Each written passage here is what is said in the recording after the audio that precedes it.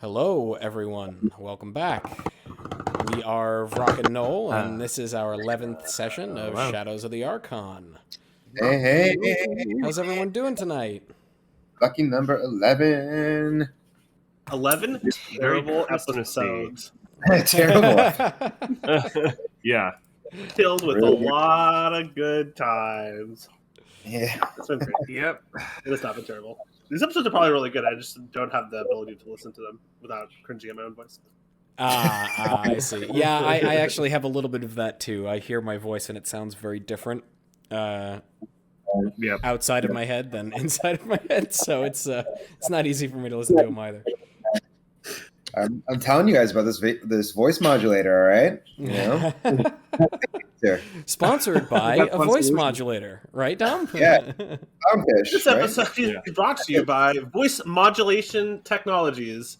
Have you ever been in a situation where you needed your voice to sound modulated? Like, oh, fuck, I can't get it up in time. This or other sorts of modulations. I think what you were trying to do, Dom, is... There was a joke there. That was forced on me. Today's episode is actually brought to you by the imminent octopus revolution. We told you first.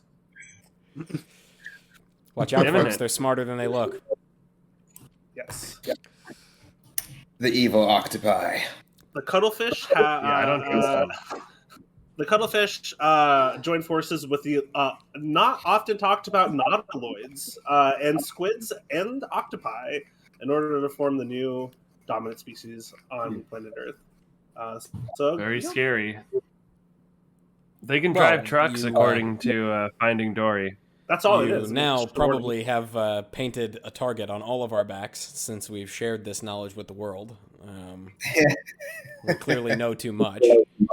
So if there's no episode 12, blame Dom. Yeah. And give thanks to our new cephalopod Overlords, yeah. We only have 4 limbs. May we yet one day have 8. Something to pray for. All right. If there are no announcements, I will kick us off with a recap of last time. Okay. Bloodied and beaten. Oh, yeah, that's a good one.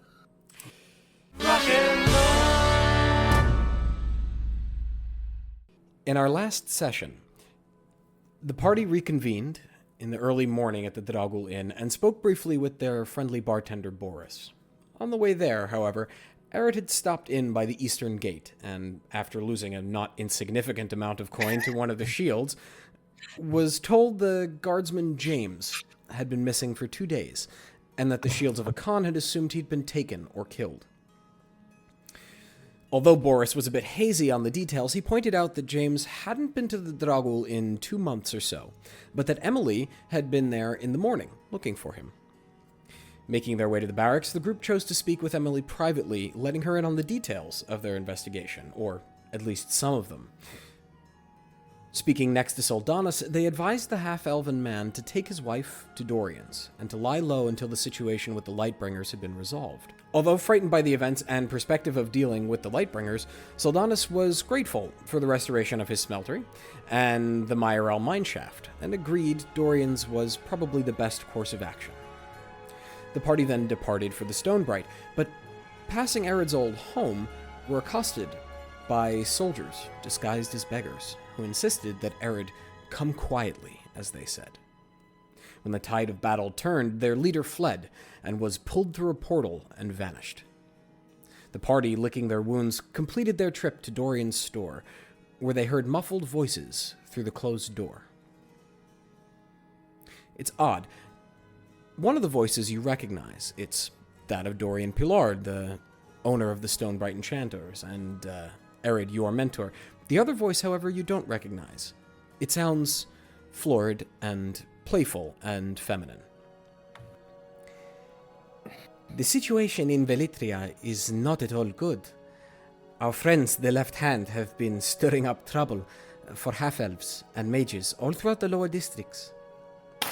They are doing it openly, you hear Dorian respond. Of course not. They are secret police, but it's them. I have good sources. Well, I do believe that you probably have the best sources in the city. Yes, my little birds do love to tell me things.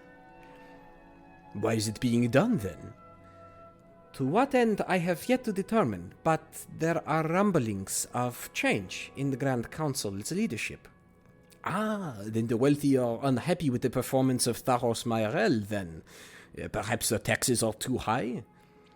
Perhaps, but my clients seem perfectly pleased with Tharos, and as you know, all of my clients are wealthy and powerful. It is something else, I think, but I have yet to hear what. Well, I appreciate you coming all this way, just to keep me informed. Nonsense, it has been a long time since I looked upon your face. Well, not long enough, I think. My face must be far from the prettiest one you see, no? Nonsense. You hear a pause, and a clink, almost of a cup being set down on a saucer. I hear you have taken on a student. A child of a friend of mine. His parents went missing a while ago, and he recently returned here from Sahulia school. He's a good lad, he learns quickly, but he hides his magic for some reason. We do not always show our nature, Dorian. You know this better than most. Did you ever hear from him again? No. Dorian, you should reach out. It's been almost 40 years. Precisely why I should not. He will have moved on by now, certainly. But it would be wrong of me to impose myself into his life. Enough of this conversation now. We have visitors, and as it turns out, I think they are just on the other side of that door. And you hear, and the door opens inward, and you see Dorian sitting in the center of the courtyard. The lights inside are somewhat dim. You know that he has the ability to control how high the sun is in this artificially constructed globe that is his the interior of his shop and home. Dorian you recognize, but the owner of the other voice, the feminine voice, is a young woman, quite clearly of high elven blood, however, so as such, the term young must be used somewhat loosely.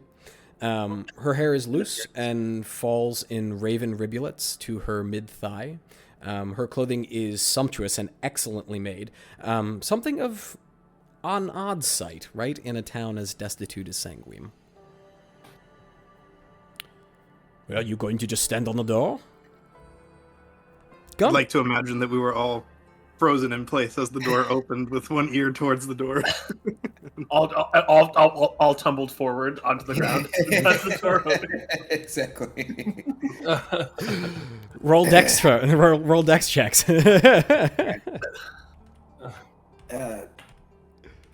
Don't mind if I do. Thank you, Master. I see you have guests. I hate to interrupt. You still have that natural one. medical supplies in the back, right? Oh my, it seems your friends are in dire need of medical attention. Yes, of course.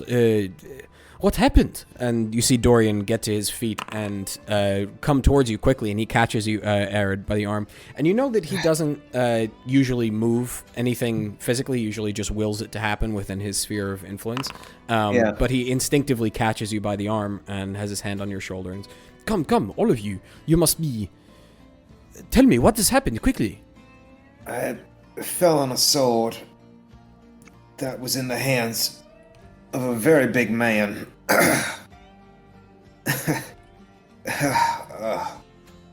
Whereabouts did this happen? By people who are after Eredh. They were after you. We were attacked outside of his old home. Not a league from here, in the shanty quarters of the city. Right, well, you better come inside and close the door. And he quickly closes the door behind you. Looking behind us, like, is there? Can I roll a perception check to see if there's anything, Please do. if we've been followed or anything like that? It is a 18. 18.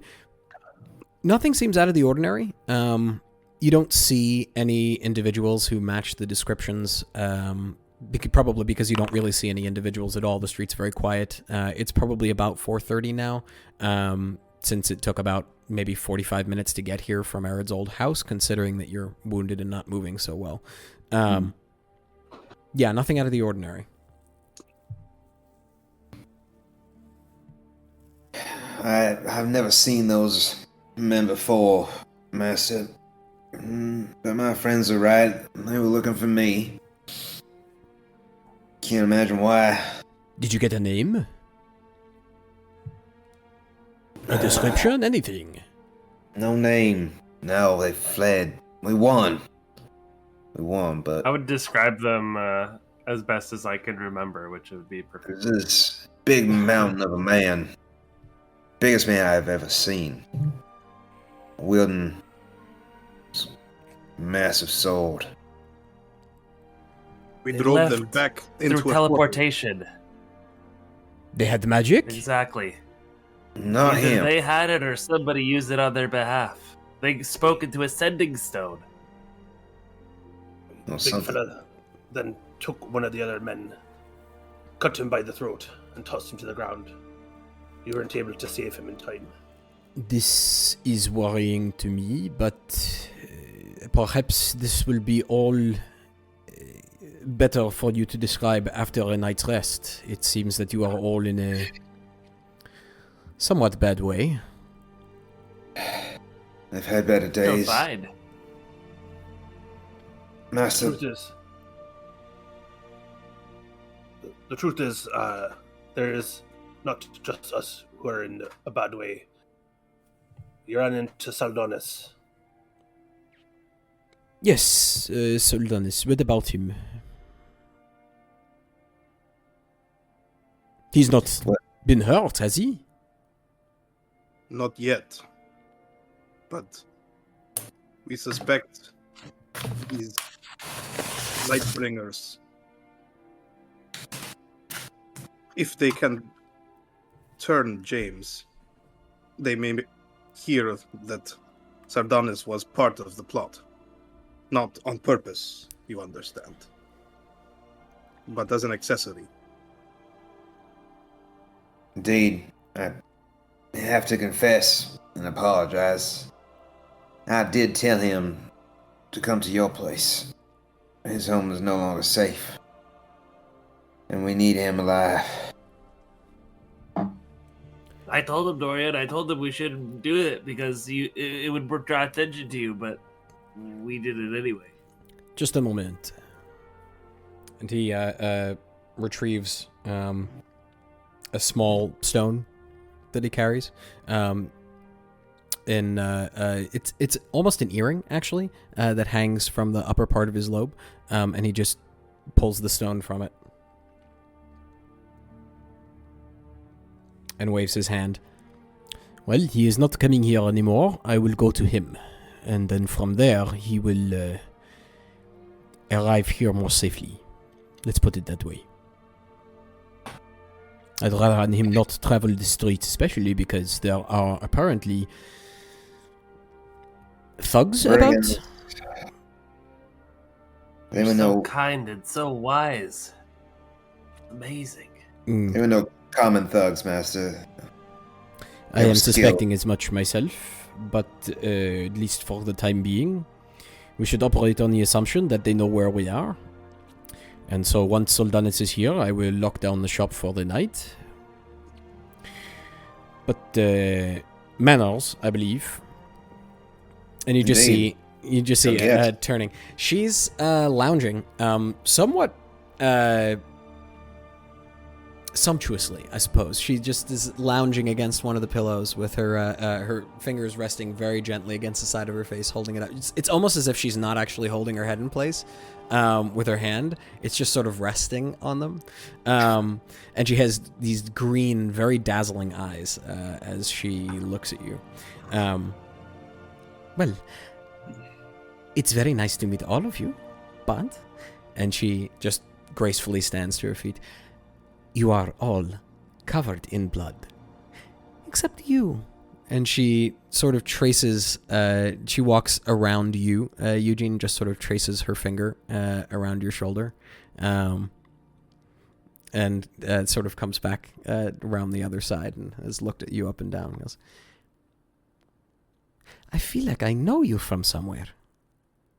Did you spend much time in Velitria?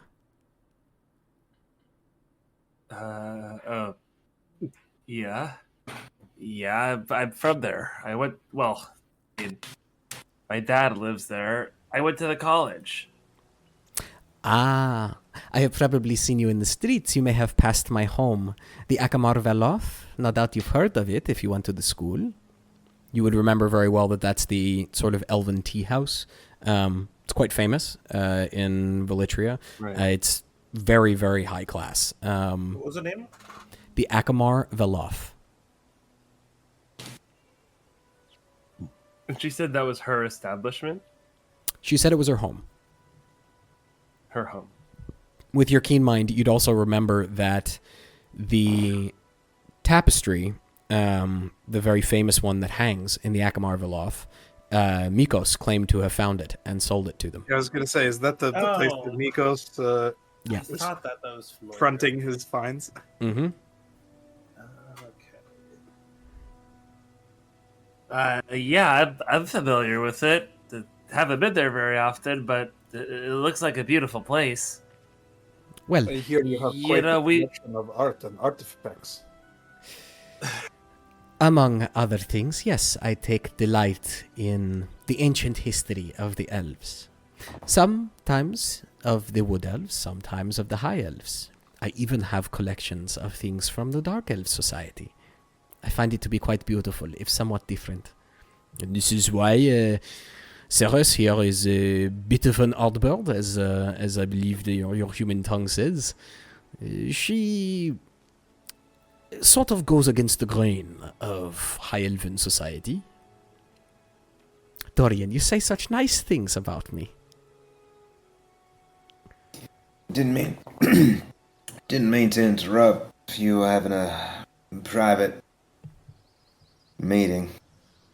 No, not private, just a meeting of two old friends. It has been some time since we saw each other, and Ceres here came to visit me. But this is Eredh, my student and my helper in the shop.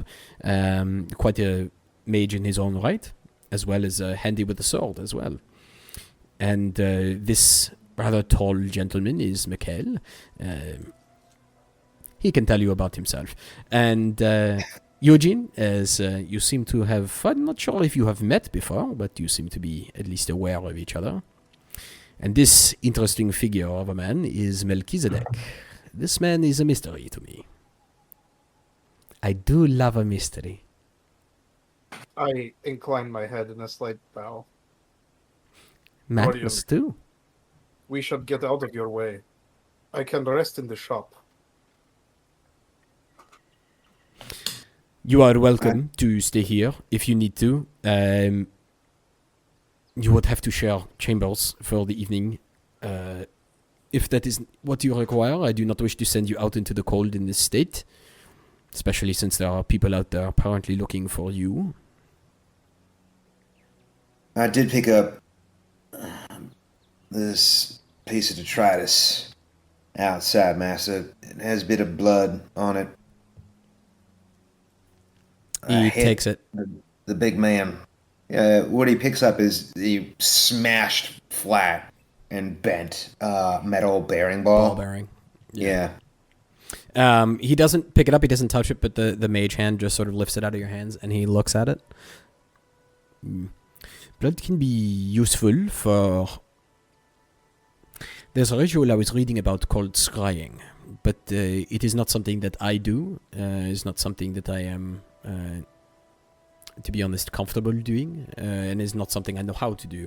There are those who can, but you probably will not find them here in Velitria. But you say it was a portal. He did. It fell backwards into this purplish portal, I believe. Almost as if he was snatched. Well, portals leave trace magic on occasion, but if he did not cast it, it is unlikely. It seems as if someone else cast it and pulled him through it. Well, you all rest, please. For those of you who do not wish to sleep, my friend Ceres is excellent company. And I will go to Soldanis now. And I will make sure there are no brigands hanging about. And then we will lock the doors and spend the evening. Will you be safe out there? Looking for me, but... I will be fine. They will not see me. Alright. Mary just slumps down on the nearest couch near Ceres. Dorian opens the door and peeks out and goes, looks at Ceres and goes, wish me luck. Ah, Dorian. And she snaps her fingers and he vanishes. That's much better. Now they really won't see you coming. This, he would nod his head, but you don't know that he's done that. And you just see the door him nodding close. his head? Roll a fucking perception check. Better roll a nat 20. Creak of bones. The bending of flesh. Yeah, and the door closes on the outside. What would you like to do? Cyrus, by the way, is sitting on the couch, looking at you currently, Mel. So you are a wizard as well? Oh, no. No. I just, a few tricks, here and there. Is there anyone here who is not a wizard? Well, there's Well, Mikhail. Me? I mean, technically, I am. I suppose. And I am no wizard. Do you see any books anywhere? It's not the book so much as the... And Mel snaps his fingers. The magic. It is not so common where I am from. Ah, I see. I do not wish to pry. But are you from the Sunward City? No, but my mother is. Ah, I see. I've always wanted to visit there. I'm told it's quite beautiful.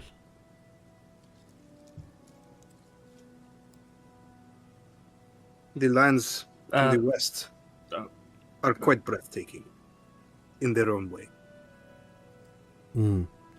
I have walked by the desert, and there is a stark sort of beauty to it.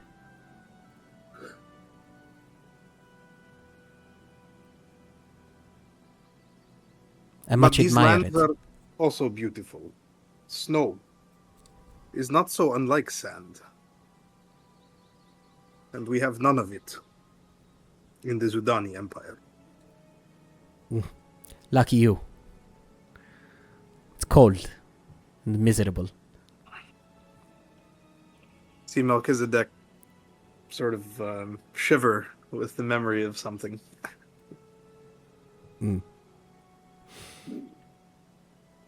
What about you? I thought I heard you say something about the left hand. Sorry to interrupt. I'm bad with social cues. That is quite all right. He is, even for one from these parts. Yes, I have learned to live with it. Yes, you know of the left hand, I suppose, since you are from Velitria. They are causing trouble in the city. Persecution. My dad always said they were up to no good. What Your do you father think they've sounds been like doing? a smart man. Well, there have been attacks on orphanages and other places of residence for poorer elves and half-elves, mostly perpetrated by humans, but according to my sources, they're actually agents of the left hand, disguised as peasants. How horrible. Why would they do such a thing? They work for the powerful. The powerful have many reasons to do horrible things.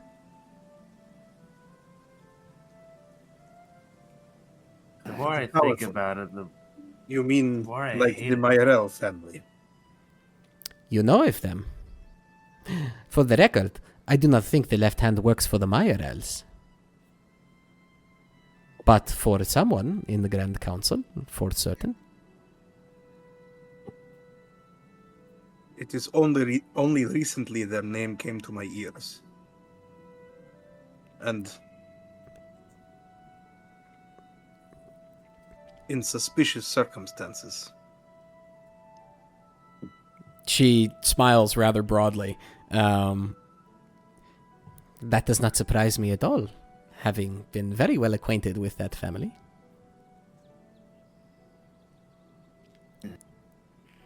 How well acquainted? What do you know of him?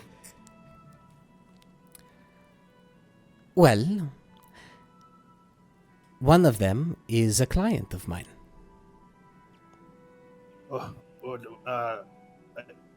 Potentially might have some bad news for you. Why? And which one was it? Her name is Kara. Never mind. Her brother's dead though. Ah. He had gone missing. She did not seem overly worried about it. But sibling rivalries. So, the clients of yours at the tea house. Wait, sorry. Does Eredh know it's a tea house, or is it just No. Eugene? It's just Eugene right now. What kind of clients of yours were they? Are they? She puts her hands together like this. And you see she's thinking about how best to say it. Private clients of mine? Here's the thing. Humans have such ugly words for what I do. It's difficult to describe. I am a friend to many people. I believe the word is socialite in your common tongue, but that doesn't quite cut it either. I hate the word, but it is prostitute. But before you get any notions, it works a little differently among the high elves. I choose my clients, not the other way around. And most of the time, they are my friends. I speak with them. I give them advice and counsel and wisdom when I can. That is the extent of it. They come visit me in Yakimar. I see. I must confess myself a bit at a loss for words. I've never heard of this sort of arrangement before. Roll a history check. Maybe I have. Maybe you have. Everyone can roll, actually. A history check? 21. 26. So. Yeah. we're gonna retcon that. Yeah, exactly. Forgive me, I'm a bit at a loss for words. Damn. Never expected Dorian to have an acquaintance such as you. Oh, Dorian's not a client. He's a friend. It's difficult to I thought describe. all your clients were friends. All my clients are friends, but not all my friends are clients. Do you see the distinction? What did everyone else roll for history? 5. Okay, yeah. 15? 26. I'm familiar with 26. the customs in these lands. The three mages, as Melchizedek would call you, You have absolutely heard of this sort of thing. It's not uncommon in High Elven society. It's also not frowned upon at all. There is no stigmatization of it. It's very accepted, and generally the individuals who play these roles in society are very highly respected. It's very different than the human understanding of that. They're like courtiers, or like whatever, courtesans. Basically, they're courtesans. They have excellent understanding of politics. They know absolutely everyone of significance in a major city. All of these things. Like generally speaking, these individuals are very powerful in their own right. You can kind of refer to them as maybe like diplomats, but it seems like more like internal affairs of the city to an as extent, opposed to like external outreach. Yeah. Okay, cool. And you said her name was Saris? Mm-hmm. Saris? Seras. With a roll of 26 and 21, you'd also know that her last name is Nulthia, which all of these individuals have as a last name. It means of the night. Cool. Saris. Oh, you're a Nulthia. So you have heard of us? Yes, I am. I mean, I've just heard of you. I've never been with one. I mean, I couldn't anyway. You are now. I'm not rich or anything. Well, yeah, and she I winks am at now. Don't freeze, boy. Saris. We are interested in learning more about the Miarelles. This is giving Eugene a little nod like, you're welcome. Well, what is it you would like to know? There are some things I can tell you, some things that were told to me in confidence that I will not. But if you are looking to meet them, perhaps I could make that happen if you are ever to join me in Velitria. I want to know why they have such an interest in Sanguine. What was their interest in Sanguine?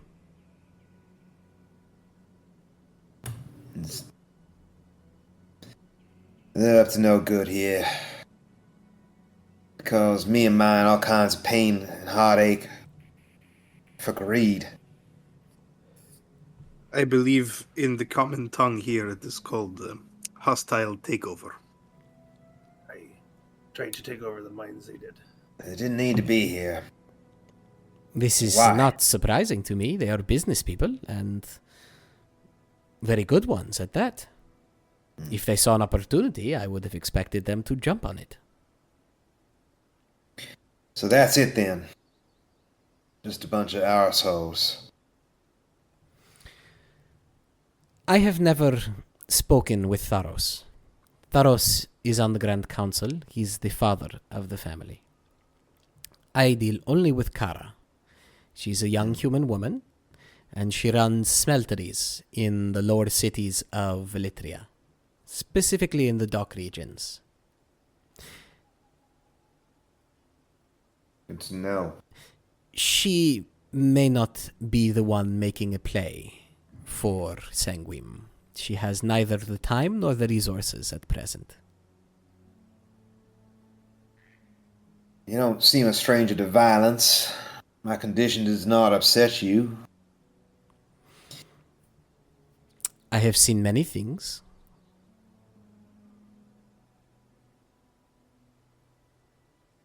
I think Melchizedek's leg is ripped open still, right? Yeah. And side. Yeah. Yeah.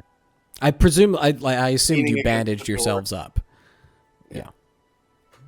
I don't know if I have a medical kit, but yeah. Or like tied a tourniquet around it, otherwise you're taking damage every turn. Yeah. You wouldn't have made it here. Doesn't belong. Yeah.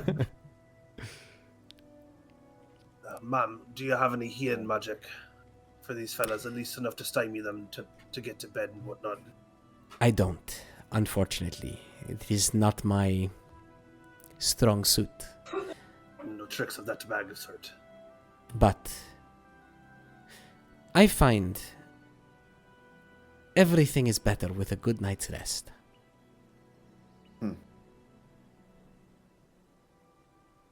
You were talking to Dorian. Forgive me, I was eavesdropping. Sounds like you made reference to an old friend of Dorian's. Someone he hadn't seen in 40 years.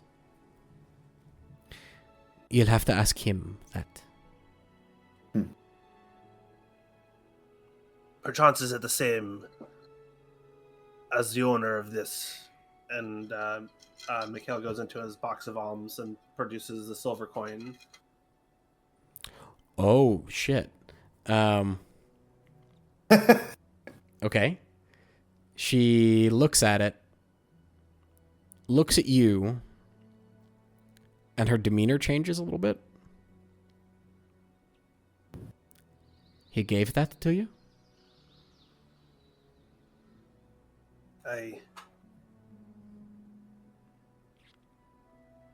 Well, Told us a bit about the story, but not into the specifics. yes. I suppose the three of you have been friends for some time.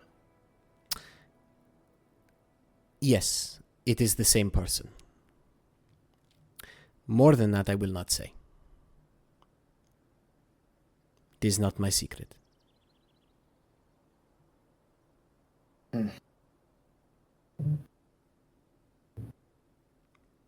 But Well, I am weary and dusty from the road. You can see there's not a stick of dust on her. She looks perfectly fine. And she stands to her feet gracefully again. Goes, I wish you all a lovely evening and a good night. I'm going to bed. And she stands up and exits the room towards Dorian's quarters. Closes the good door night, gently. sir. Good night.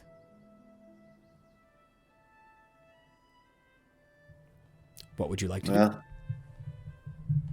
that was something. Is there water here? Yeah, in one corner of the room, there's water that flows constantly out of one of the side pillars, and it's sort of framed into a little rock pool. May I use it to wash? I say, looking at Ered. Not really meant for that, but feel free.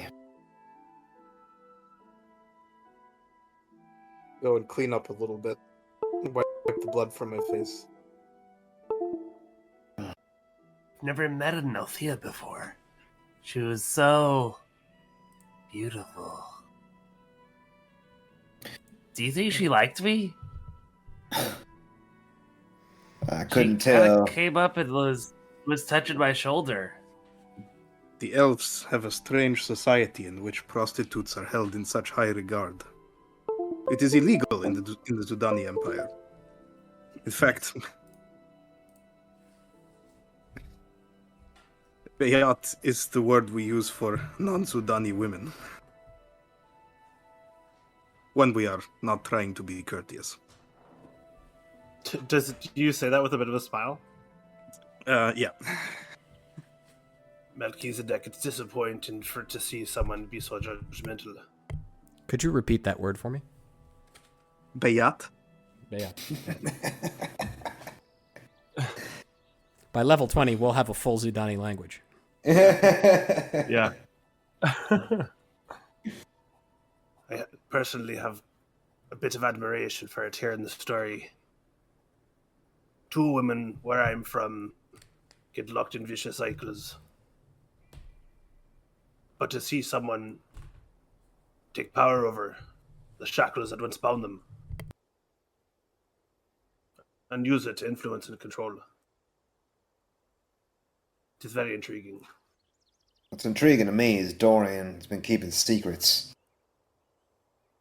Sounds like it pertained to my father. This woman knows about it. But as she said, it was not her secret to reveal. No, it's Dorian's. And I've just merely been sliced from neck to navel. left in the dark about something he already knows?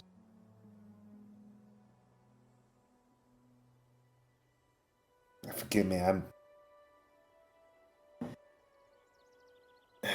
just upset. She seems to know more than I do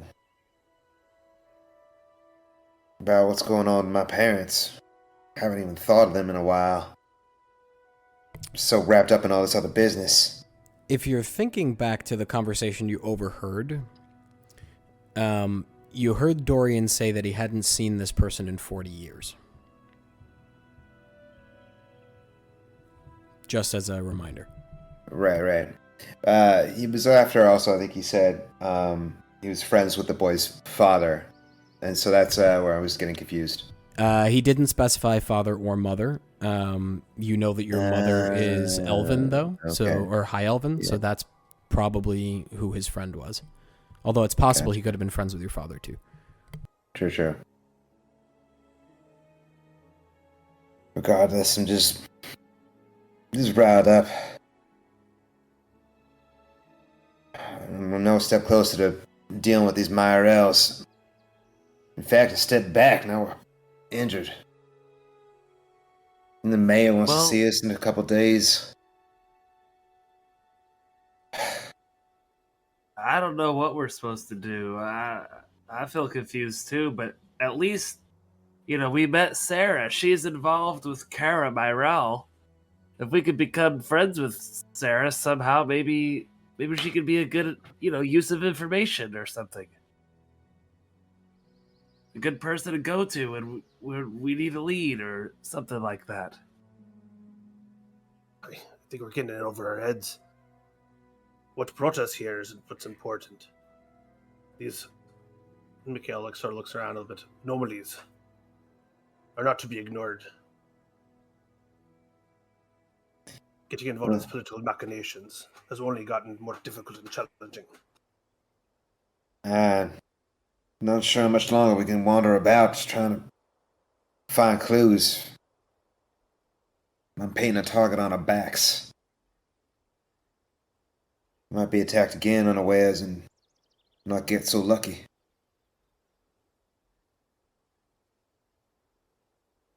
So what do? We take the fight to them? No. Suicide.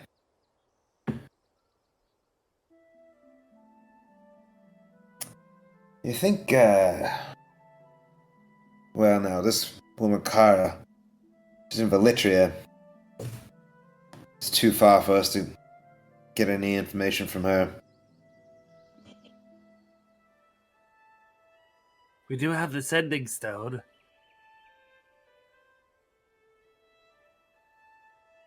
James. We could use it to contact James. Can we, DM? Would I know this? If James is still alive, we just don't know if he is he contactable. Provided he's on the same plane and alive. Yeah. You know him. I cannot believe I was so stupid. That's a great idea. Pick up that device and just speak to him. All right. Who actually has the stone? Is it you, Eugene? I have the bag of holding, so I think it's in the so. bag. I mean, if it's in there, yeah. Okay. Well, go ahead. Let's see if he's still alive. I don't think I should talk to him. I apparently know what to say to anyone half the time. All right. Give it here. Eredh reaches over, takes it from Eugene, closes his eyes, and lets a thread of magic coil into the sending stone, activating it. For sending stone, it's how many words can I send? 25 or less. 25 or less. Okay. James, this is Eredh. We know about your involvement. But trying to save you from the Lightbringers.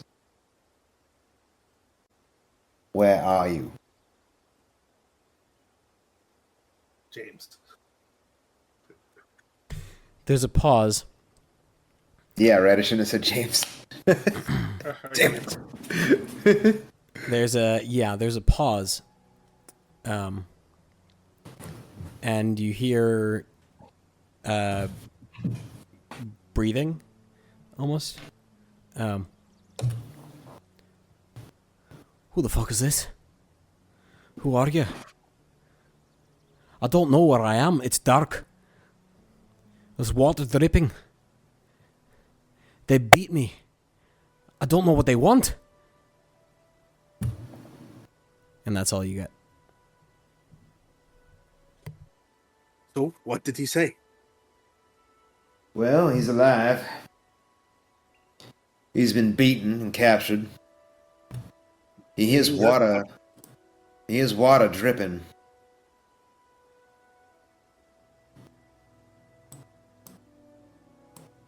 So, That's supposed to help us.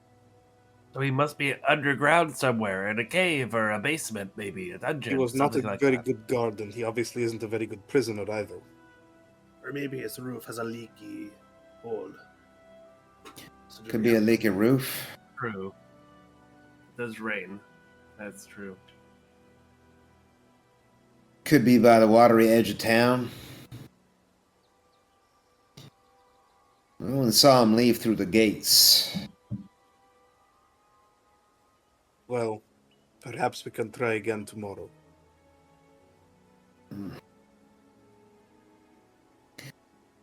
DM, Sanguim have a port or a pier, a fishing pier? Yeah, there are a bunch. Up by where the barracks is at the northern side of town, out into the Red Lake. Most stand unused now. There is still fishing on the lake. Fish make up a large portion of the food stuff here in town. Yeah. But most of the heavier sort of industrial docks are abandoned ever since the mines on the western coast of the Red Lake became inaccessible due to that Arcana storm that turned the mountains into the Twisted Crags. And does any waterways cut through the interior of the town? No. There are no waterways cutting through the interior of the town. There is, however, a very thin layer of mud over the entire town. It's always very wet because the town is sort of slowly being overtaken by the swamp to the south. And is there plumbing in the city generally? No plumbing. Generally chamber pots which are emptied either into a designated area or out a window. Okay. No one ever talks about the smell of D&D, but it's probably not good. Depending on the city, yeah. Well, we at least know he's alive. For now. Probably taken by the Lightbringers. But he was taken by them. Chances are he's still in town somewhere. No one at the gate saw him leave. The only other way out of town would have been by boat. How do we know that the Lightbringers have him? Did the Lightbringers say that they have him? No. We have guessed that because... what do they do? We were talking to... Lightbringers have been known to disappear. Emily. Emily was saying that. Emily, because we were looking for James, said he was mixed up in some bad business, and the Lightbringers may have gotten their mitts on him. Well, I don't suppose there's much more we can do this evening. I'm gonna rest up. This really hurts.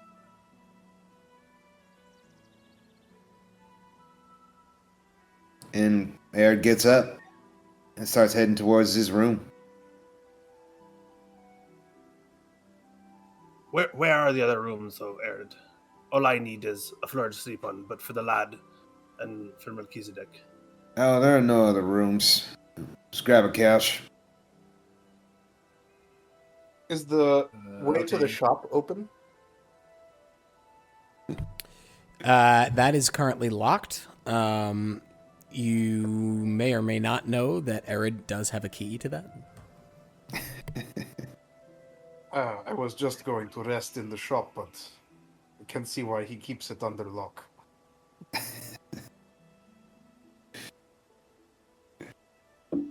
I feel a bit uncomfortable sitting on these beautiful couches with such bloodied legs.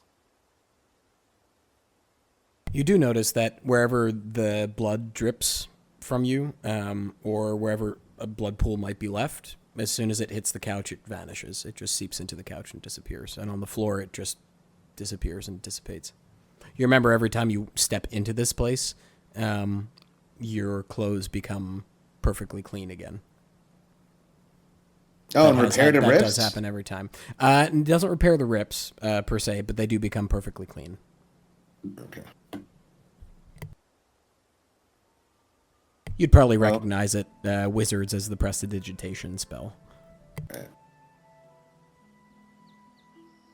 Well, Eredh is sleeping. Or on fast on his way to sleep.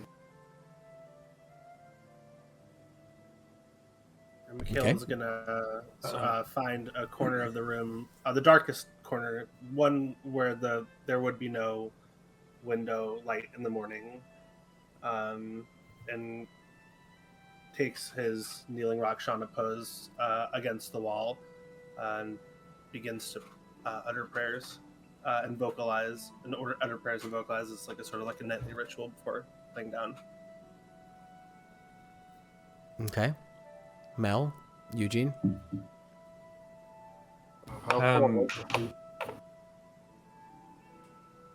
I'm pretty sure we still have the book from the altar that we couldn't read, before we went down into the void.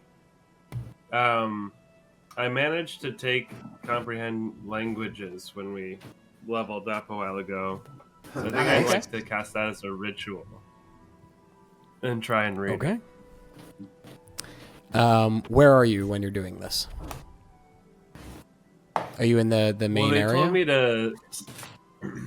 Yeah, I'm not necessarily trying to be sneaky about it. Somewhere where I can like get close to where there's light. Oh, it's just lit in the whole room, huh? Yeah. Yeah. So I would just be kind of sitting down on the couch that I would sleep on, since I was told to find a couch. Just sort of cross-legged with the book on my lap in front of me, and sort of like doing this ritual by like drawing these lines in the air. By the way, if anybody actually took the time to look around the house, you'd see there were probably other doors to other rooms. Eredh was being cheeky when he said there weren't any rooms for you guys. Totally took you at your word. Completely. Eugene, please roll a wisdom saving throw. Okay. Well, before you do that, you begin to read. This book is, you don't necessarily know the language. Does comprehend languages tell you what language you're reading? Good question. I just put it away. Or does it just infer understanding? Duration, you understand the literal meaning of any spoken language that you hear, also understand any written language that you see, but you must be touching the surface on which the words are written. It takes about a minute to read one page of text. The spell doesn't decode secret messages in a text or a glyph, such as an arcane sigil that isn't part of a written language. That's all it says. Okay.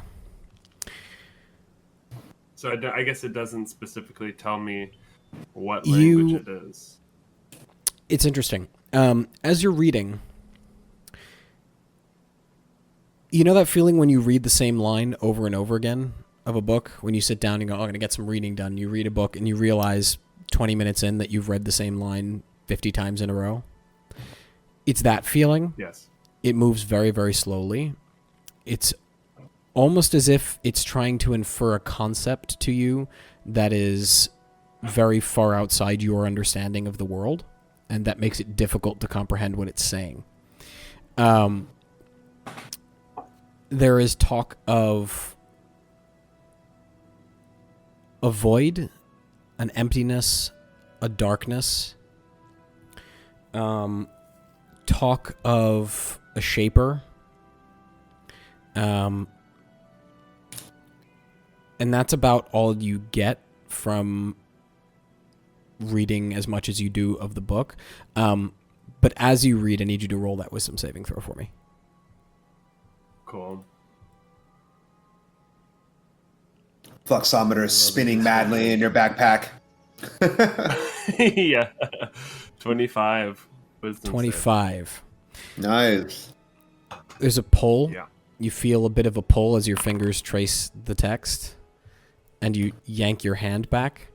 And it's interesting. It's a feeling you've never felt before, but your fingers tingle slightly. It's in the bones. I'm gonna close the book.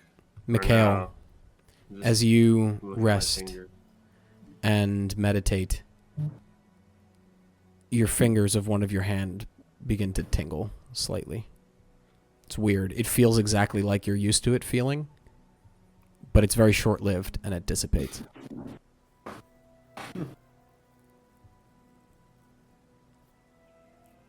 Void. Shaper. Just thinking to myself, that's all. Do I would be facing the wall, praying, sort of like in like vocalizing. Mikhail sort of snaps out of like, holds his hand and grasps his fingers and looks around the room. And I guess, what is that book? Are you trying to hide it, What about it? Eugene? Oh no, I was just sitting with it on my lap, but I did just kind of close it, sort of abruptly, and so I'm just sitting with it on my lap still, cross-legged on the couch.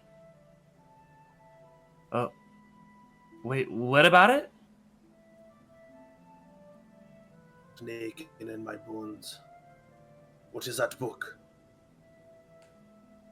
Oh, this is the book that we got from the creepy crypt, or the creepy like whatever you call it, church, where we entered into the elven plane. We found that book and none of us could read it, so I tried to cast comprehend language on it, And what did it say? but it's really hard to understand.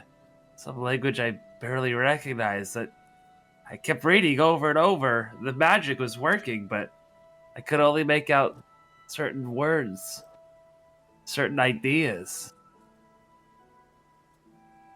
It said the void, emptiness, darkness.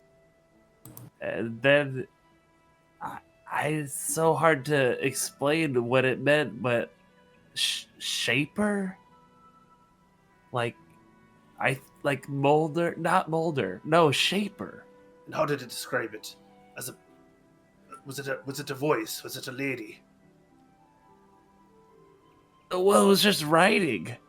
I don't know. It was too hard I couldn't detect any sense of. What did it say? Huh? Mikhail, I don't know. I'm telling you everything I know. Look, you can read it. Try and read it for yourself.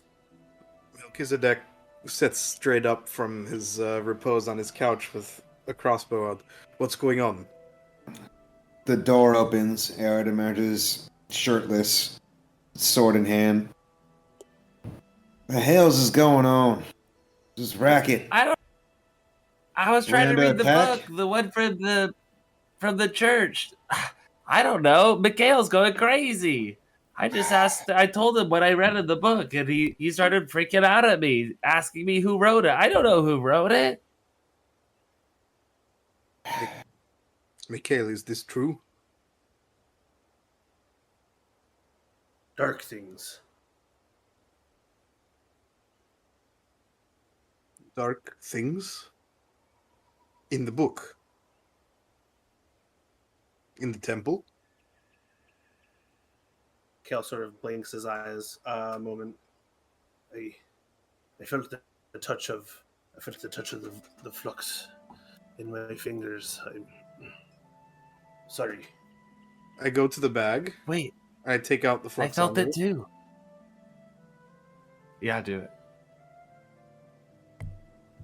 It spins and neutralizes very quickly. There is no evidence of flux here.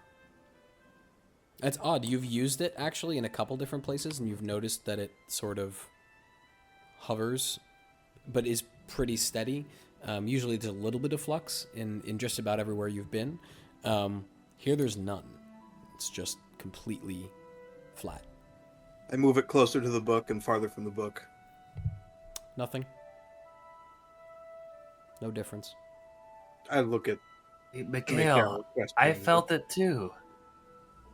No, he's Felt telling the what? truth. A tingle in my fingers. See, that I was tingle- tracing the words. I cast comprehend languages. Have you ever tried that, Eredh? It's such a cool spell. You could read it any language or understand it. Someone speak it, but this was different. This language, it barely made sense. I've never experienced that before. Everything's always made sense to me. You keep fooling with things you don't understand, Eugene. Didn't we get that book in that dark temple where we were nearly consumed by shadows? Well, yeah, and there's clearly a bunch It of didn't secrets occur there, to and- you that you might unleash shadows inside my master's home that might devour all of us messing with it. Well, no. I remember. Sorry, I remember that there was time I was nothing but a speck floating in an ocean, unseeable, uninteracting, and just existing. And I remember that there was someone who could farm or something that existed outside of this space, and What are you on about, Mikhail? I remember it. I remember it.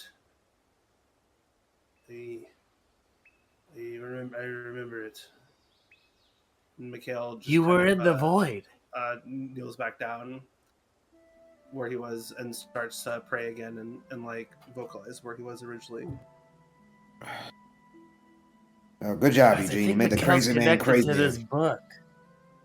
And that's why he went crazy when we were there.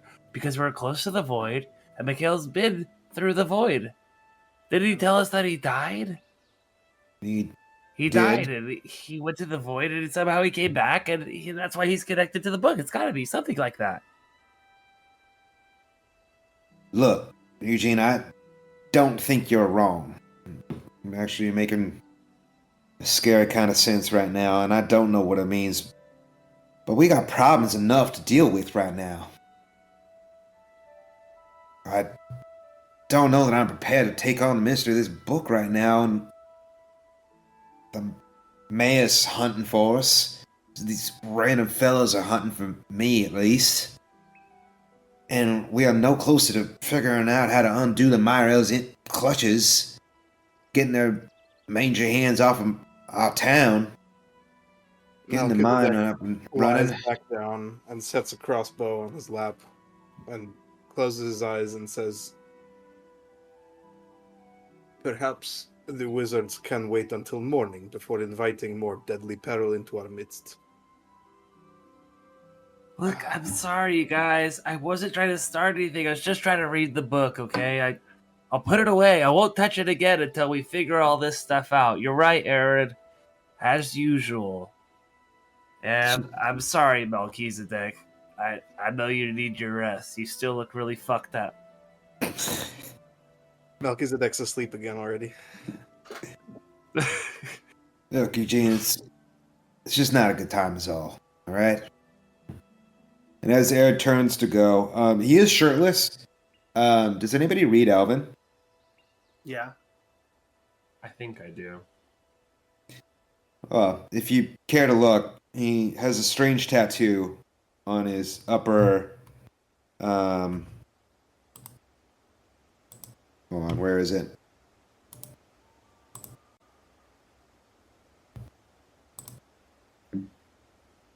Upper left. On the shoulder of his left arm.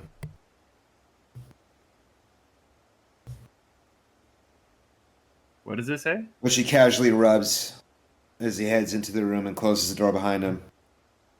Who knows it? Alvin? Mikhail's I do. selfish. Well, you're also under the debatable effects whether- of... It's debatable whether Comprehend language. yeah, comprehend language, so you can definitely understand it. Oh yeah, that's so true.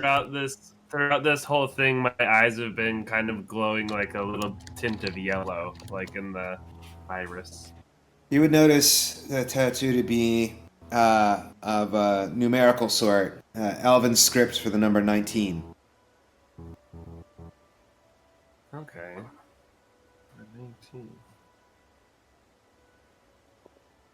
As Eredh enters the room, Mikhail finishes a cycle of prayer and has composed himself.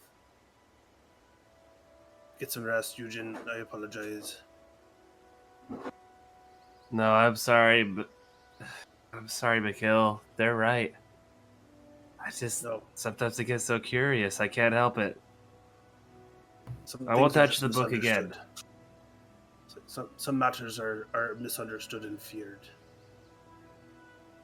There's a certain I know clarity. exactly what you mean. Mikhail, I think we understand each other in a way that they never could. But they're right. We should get some rest. Mikhail nods and goes to lay down, Okay. facing the wall. About 10 minutes into your various states of drifting into repose, there's a warped sound, sound from the room that you have seen Dorian emerge from. It's his workshop room. It's where he makes his magical enchantments and other things. And you hear a voice. Well, now, you didn't tell me you're gonna do that. And the door opens somewhat. Oi. Next time, tell me, and I'll walk here. Can't stand that feeling. That's awful. Don't know how you wizards do that all the time. Well, it is safer than walking the streets, I think, my friend. I'll take my chances, rather than be stretched in two. And you see emerge from the door Dorian as he steps forward. It seems to be in perfect order. No signs of battle or blood or anything like that. And behind him, he has his hand outward, and there's a sort of disc floating. It's almost invisible. It's shimmering slightly, but on it is laid the body you recognize as the wife of Soldanis. You are all asleep already? Did anyone wake up for that? Eredh is away in his room, severely injured and wiped out from the battle. What's your So, passive? yeah, he's out. True. It might be loud enough for him. I believe it is 11. 11. Okay. Yeah, you're fast asleep. What about everyone else's? I know. Mikhail, you probably wake up from this, given that you have a high passive. Eugene and Mel, do you have a passive higher than 14? I believe my passive is 13. 14. Okay. It's Eugene 10 plus your... Eugene, you wake up, and as does Mikhail. Sorry to disturb you. We will be quiet. Come, this way. Oh, it's okay. No problem. You're back. Oh, and you got Soldanis. What the fuck happened to all you? Don't tell me that was the Lightbringers that did that. Just some Oh, ruffians. no, some other guys. We don't even know. How many fucking enemies do you have? For fuck's sake, I'm thinking I might be safer out in my house. Luckily, Rubbish, not as many nonsense, as come. friends. Come. And Dorian opens one of the rooms on the other side. You will both be comfortable here. You will stay as long as it is that you feel is necessary. You're my guests. But for the moment at least, he turns and waves his hand across the front door. Or towards the front door. And before what just looked like a common wooden door, it's a lockable wooden door that has banded iron, but now two very large iron girders appear from the sides of the wall in opposite directions, like that, and they make a sort of slamming sound as they lock in place and twist into the opposing wall. Well, if you I didn't think make that's it everyone probably before. better. Not that I think it's necessary, but better safe than sorry. As Soldanis says, you have a lot of enemies at the moment.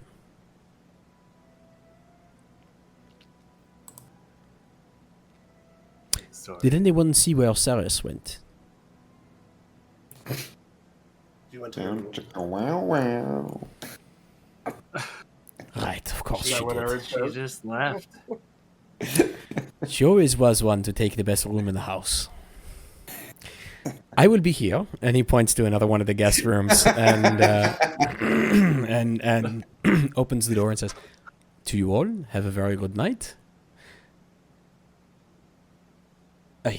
And just closes the door behind him. Don't mind a thumping.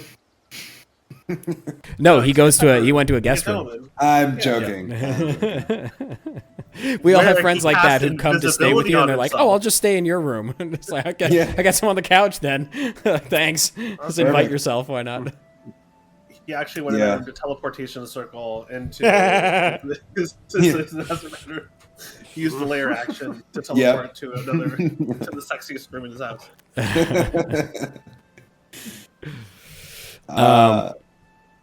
You all fade off to sleep. It's relatively quiet.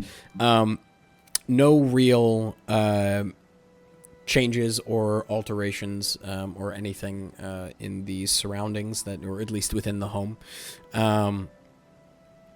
But you wake in the morning, rather early, actually, probably around 6 o'clock in the morning, given that you went to bed quite early.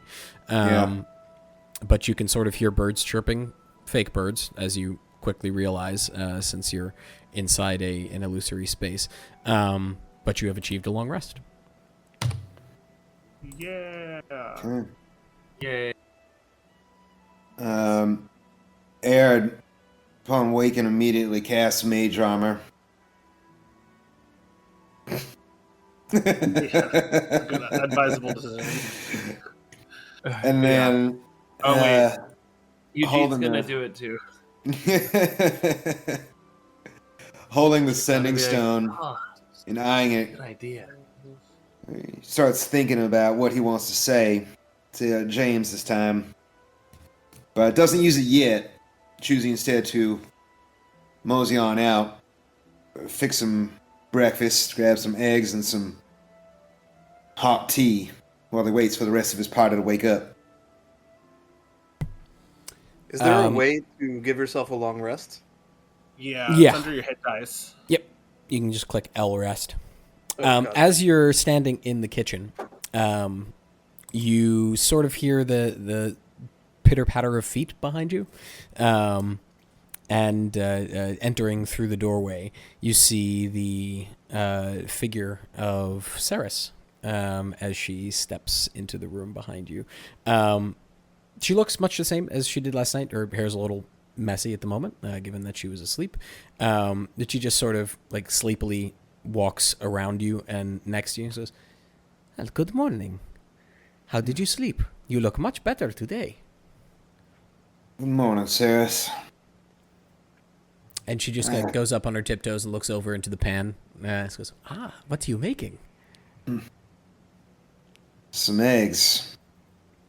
Enough for two? Oh. Sure. You don't look like you eat a lot.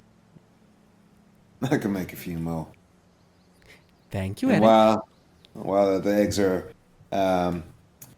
being fried in the pan, he quickly makes his way into the cold cellar, magical cellar of Dorian's, and shoos away a hen and pulls out some eggs. Oh, these ones appear to be fresh. You don't look, Saris. What's that? Yeah. You hear from above you. Wait, what was that? What's that? It sounds as if her mouth is full. Yeah. As you come back up the stairs, you see she's sitting at the table, and the pan you were cooking in is currently empty. Sid, I think I have some fresh eggs for me. I'm sure those will taste amazing, of course. And she continues eating. You seem very sure. He just rolls his eyes. Come running in. Eredh, I cast mage armor on myself. Quick, throw something at me. I want to see if it works. Something I've never tried it before. Comes flying at you from the table. Just a moment. Yeah, you know what? I'm going to roll it in real life. Hey, is it going to be catapult? Because that could hurt. Yeah. Magic missile. And I need to rest again. Yeah. No, you didn't roll a 20. Wow. All right. Did you really? Oh, shit.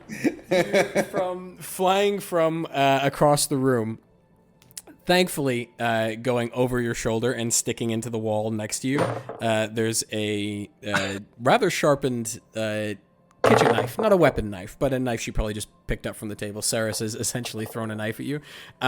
You get that it was expertly thrown, and if she'd wanted it to, it probably would have gone right through your eye, but it just sticks into the wall next to you. Goes, oops, it seems I'm out of practice. Your mage armor must be working. Yeah. Never mind. Just like go sit down, like still visibly shaking a little bit. Sit down, Eugene. I'll bring you some breakfast. Stop letting people try to hit you. God. It's not Anyway. usually a good idea.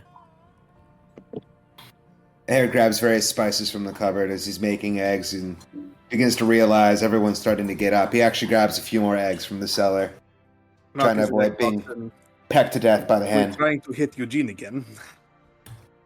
Get in line. Sarah's had first crack I'm at not him. good at inspecting both crossbows. As you walk in, Mel, you do see there's currently a knife stuck in the doorway, in the side of the doorway. It's not moving anymore, but it you know, it's just there. I take Eggs it out for you on as my well, way, toss it in Melchizedek? the air. That's it.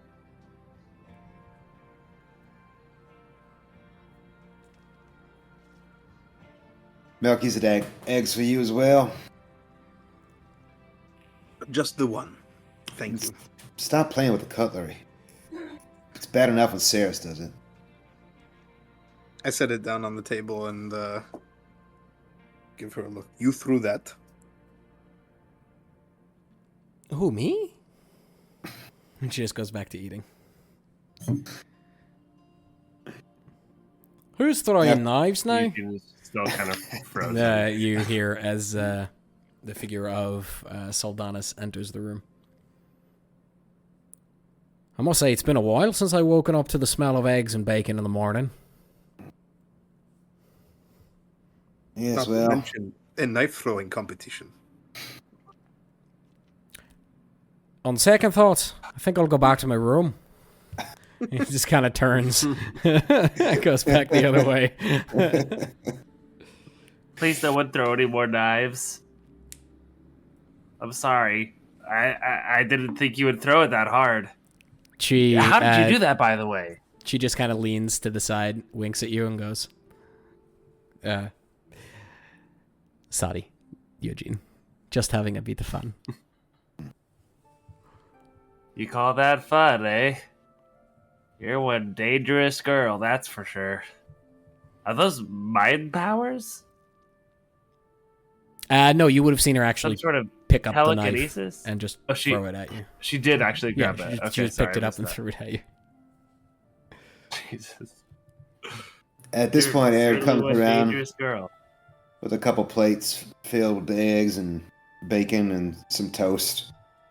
Puts a few plates around on the table, as well as a few cups of tea for those who want it. Saris, I know it's a bit early, but I was wondering if I might bend your ear on something. Now that I have had breakfast, of course, anything you like. We find ourselves in quite the precarious situation. I haven't even yet told Dorian, but you seem to be a good friend of his. And knowledgeable in your own right. We have become enemies of the Miarelles. And they have this town under their thumb hard.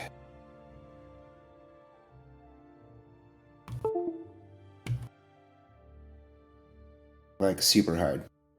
Like the hardest. Like mega hard. Like the crazy Mega hard. hard. Yeah. Sorry, my mic went dead there for a second, so I couldn't hear anything. We were Why making... did you ask her? Our jokes, never mind. How hard? I'll hear it in the recording. It was still recording. I think it was. We find ourselves in a predicament where we are enemies of the Miarelles who have this town under their thumb, including appearing to have the mayor under their control. We have been summoned to face a rather grisly and, I wager, by the mayor. And we have not a clue what to do to usurp their influence here. You seem one well versed in politics of the realm. Why is it that you suspect this to be a trap? The Lightbringers have James. The Lightbringers killed our prisoner that we had implicating the Miarelle family. The Lightbringers answer to the mayor, with their headquarters in his estate. It is known, our involvement that is, in retrieving this fella. I don't know whether or not they know that we know that they know we know it's the Miarelles behind it all. Well, it's certainly not Kara, Miarelle. And you say you are enemies of the Miarelles, but all the enemies of the Miarelles are either in charge of armies or dead. So either you are not enemies of the Miarelle, or they do not know about you yet. I don't know whether or not that's reassuring. I have never met this mayor of Sanguine, but I have heard about him. From what I understand, from, talk around Velitria, he used to travel to Velitria and meet with the Grand Council from time to time. Usually he would go with, trade missions in mind, to establish trade routes for his iron and ore from the villages and so forth, from the mines here. Kara knows about him. She deals with smelteries. She has them established in Velitria, and this is where a lot of her ore came from. But he has not come of late. And the iron ore in Velitria is coming from elsewhere, by boat. A very long way indeed, from a town called Horandram, up to the north, in the icy frozen wastes. Tell me, when was the last time you know of that anyone's seen the mayor? Oh, I do not keep up with him. He does not run in my circles, but it must be probably about 2.5 years, maybe? I'm beginning to think our friend the mayor may not even be alive. What makes you say something like that? No one's seen him. No one. For over 2 years. Well, we have a golden opportunity to find out. And the town's being run by the Miarelles as far as we could tell, for all intents and purposes. You say these Lightbringers, who I have never heard of but are apparently quite frightening, killed your prisoner. They tracked us from where we were, took our prisoner from us before he could face justice in the town. If they wished you dead, why did they not kill you then? 'Tis true. I don't want to meet him. They scare me. And I look at the others. I don't think they'd like me very much. It sounds as if they do not like anyone very much. But you know what I we do got lucky last time.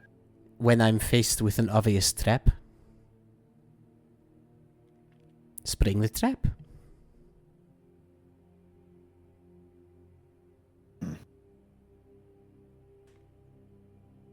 Well, don't imagine we'll have much choice before too long. Do have one last trick up our sleeves.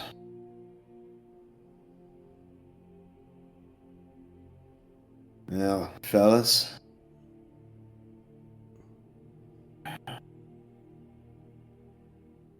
How should I phrase it? What do you last remember? Did you see anything before you were taken?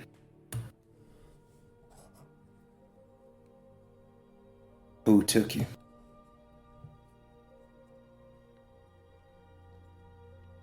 Yeah, maybe. Or where are you? Something to that effect. I'm sure he doesn't know where Doesn't he is. know. Doesn't know. Last thing Did he he remembers. travel by boat? I mean, if, like you said, if he didn't leave the city walls, If he had a guess, most likely in Indian state. Yeah. if he was on the west side of the town, or the east, the north, or the south. He has lived here his whole life, as far as I can tell. He will know something. What would that tell us?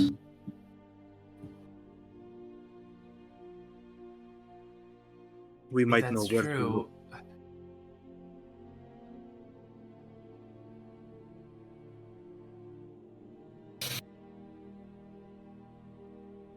All right. Hmm. We'll give this a try. Wait, hold on 1 second. Eredh, how long have you been in the city? I was born here. And have you never met the mayor before? I was just a boy. DM, do I need to roll anything, or is this my personal choice, or how do you want to play it? Different mayor? Roll a history check with disadvantage for me. It would have been probably at his age, like 12 years ago or something like that.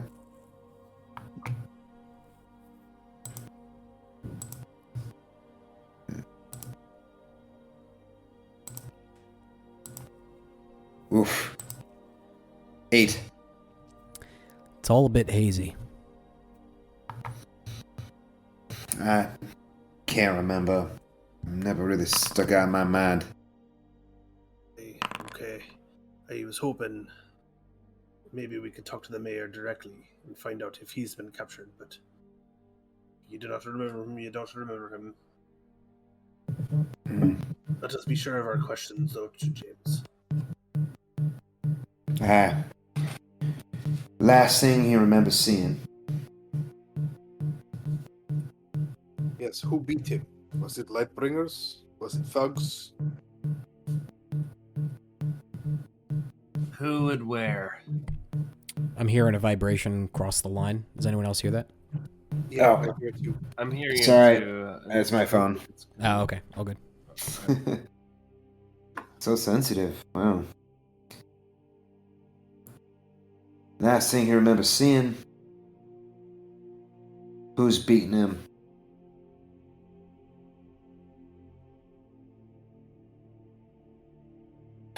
What else could we ask?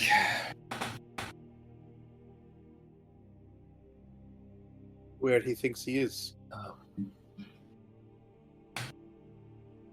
Is he in? Does he think he's still in the city? Or if there is anyone we can contact for him. A lead. Or an intermediary. Who might know how to find him?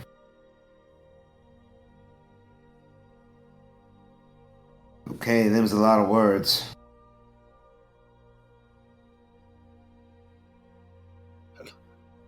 How many times can we use the sending stone? Once per day.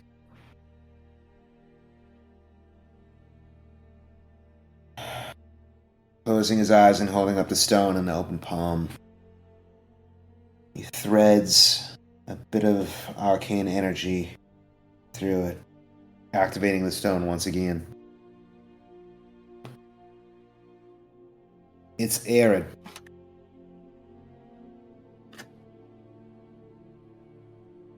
Who might know where you are? Who's beating you? Last thing you remember seeing? Still in the city?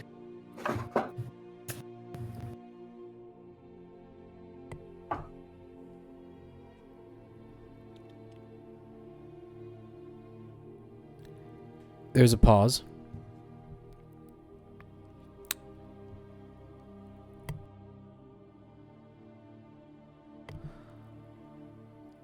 On the east side. In my home. Fucking Lightbringers. And that's all you get. Well, he was abducted at his home by the Lightbringers. That's all he said.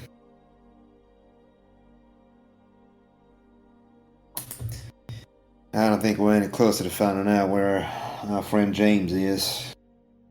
Except to know for certain that he's been taken by him. We could search his home. You a tracker of sorts? Think you can find where he was taken from his home? It has been some days. I could try.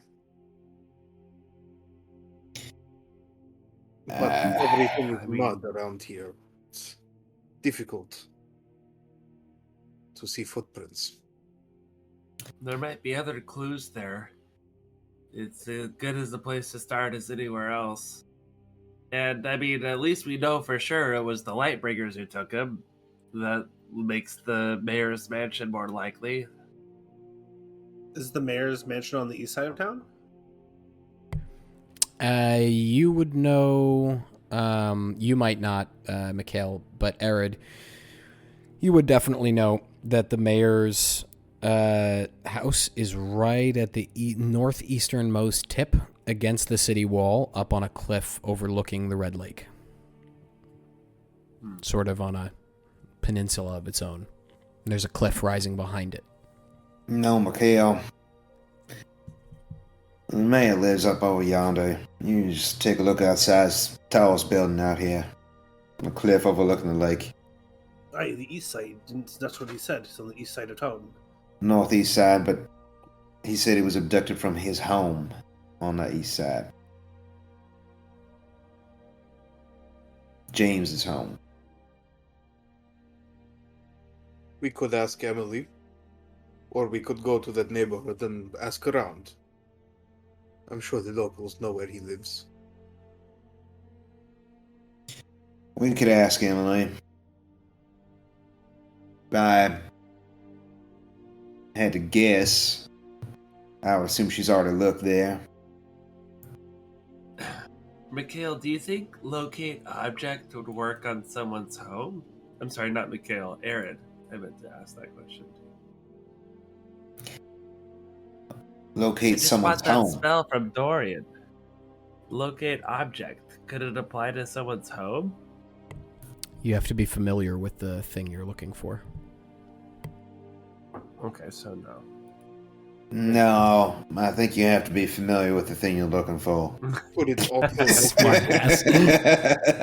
could it also locate a person?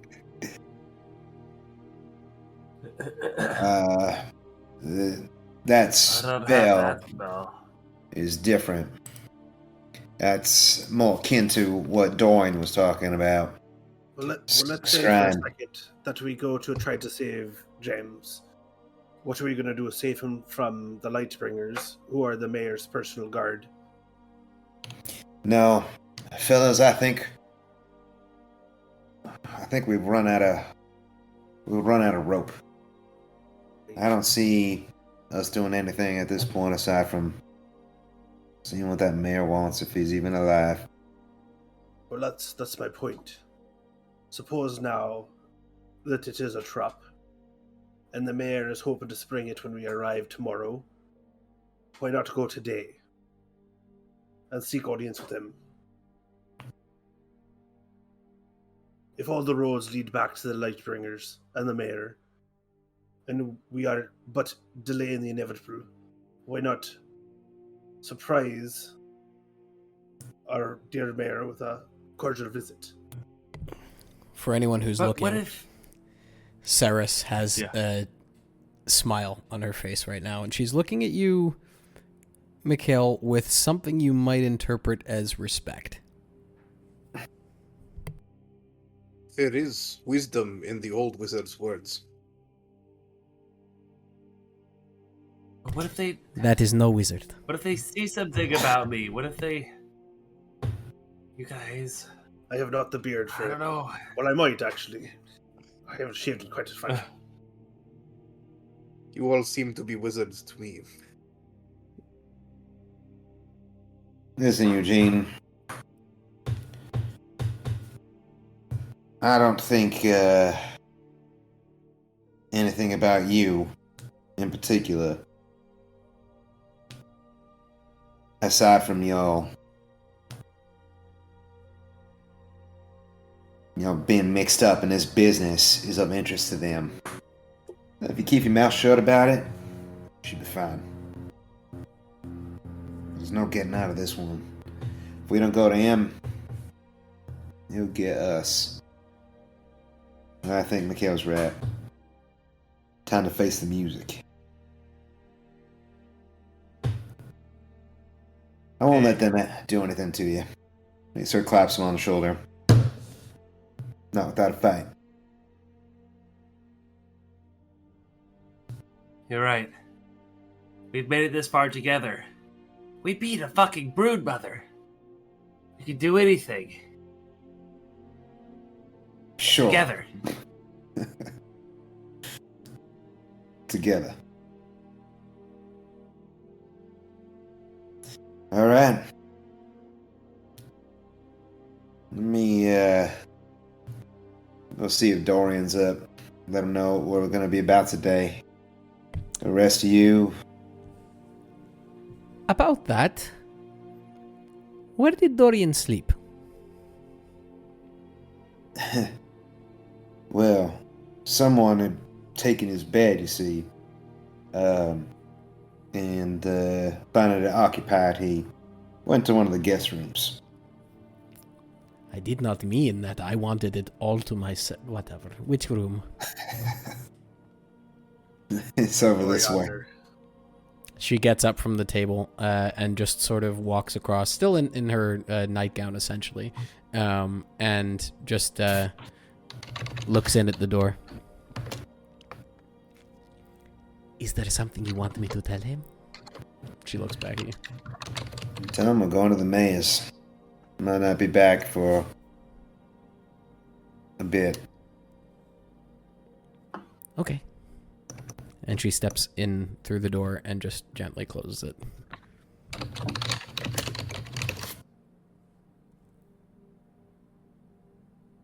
Okay. Well, fellas, pull out your tricks. Have them ready. Now, Still before got you those. all go off to deal with the mayor, I owe you an apology. I wasn't the kindest man when you showed up at my doorstep yesterday. I could have been more grateful. If you do this, the town owes you a debt. Look, I don't know if the mayor's gone bad, or if you're actually walking to meet the Miarelles right now. But just, keep your wits about you. And know that at least I appreciate what you're doing. But that's all you're getting out of me. Now fuck off. He walks back into the kitchen. Appreciate you, Soldanis. Right. Well, shall we?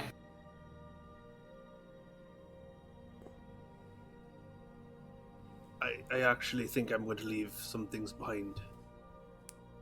Do you think we should not leave some of our more questionable objects if we're going to meet the Lightbringers? And Mikhail takes the shield from under his back and lays it face down on the ground. I think the book too should remain here. Okay. Good point. I'll take the book out of the bag of holding and set it. Well, I'm gonna almost put it right next to the shield, but then I think twice and set it a little bit away from the shield. DM, the Lightbringers, do they persecute mages as well? Not Any particularly. aberration? Yeah, they Blood are mages? worried about mages. They keep their eye on mages because in their understanding of it, oftentimes magical creatures are created by mages, specifically aberrations and other types of demons that are summoned into the world. Generally, that's something that mages can do, at least in their understanding of it.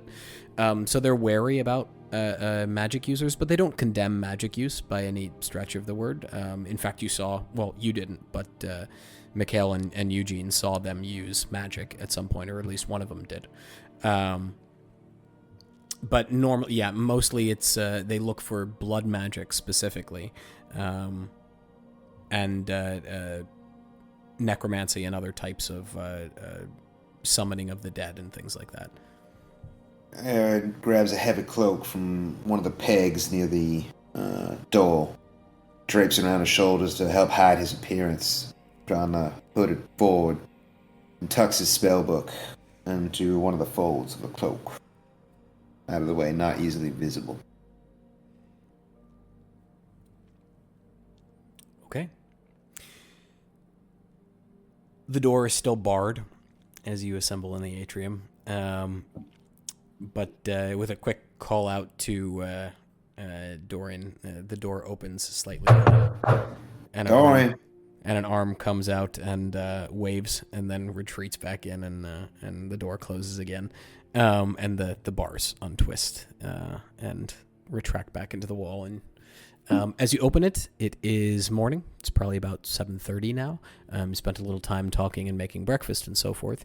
But we are going to take a 5-minute break right there, and then we'll be right back. Okay. Sounds good. Dorian, you dog. You dirty dog. 5-minute break brought to you by Dirty Dogs. Dirty dogs, get clean. Or be Get clean, dirty man. outside. Dirty Dogs. DirtyDogs.com. .com. DirtyDogs.com is 100% a porn site. Oh yeah, I'm 100% sure. The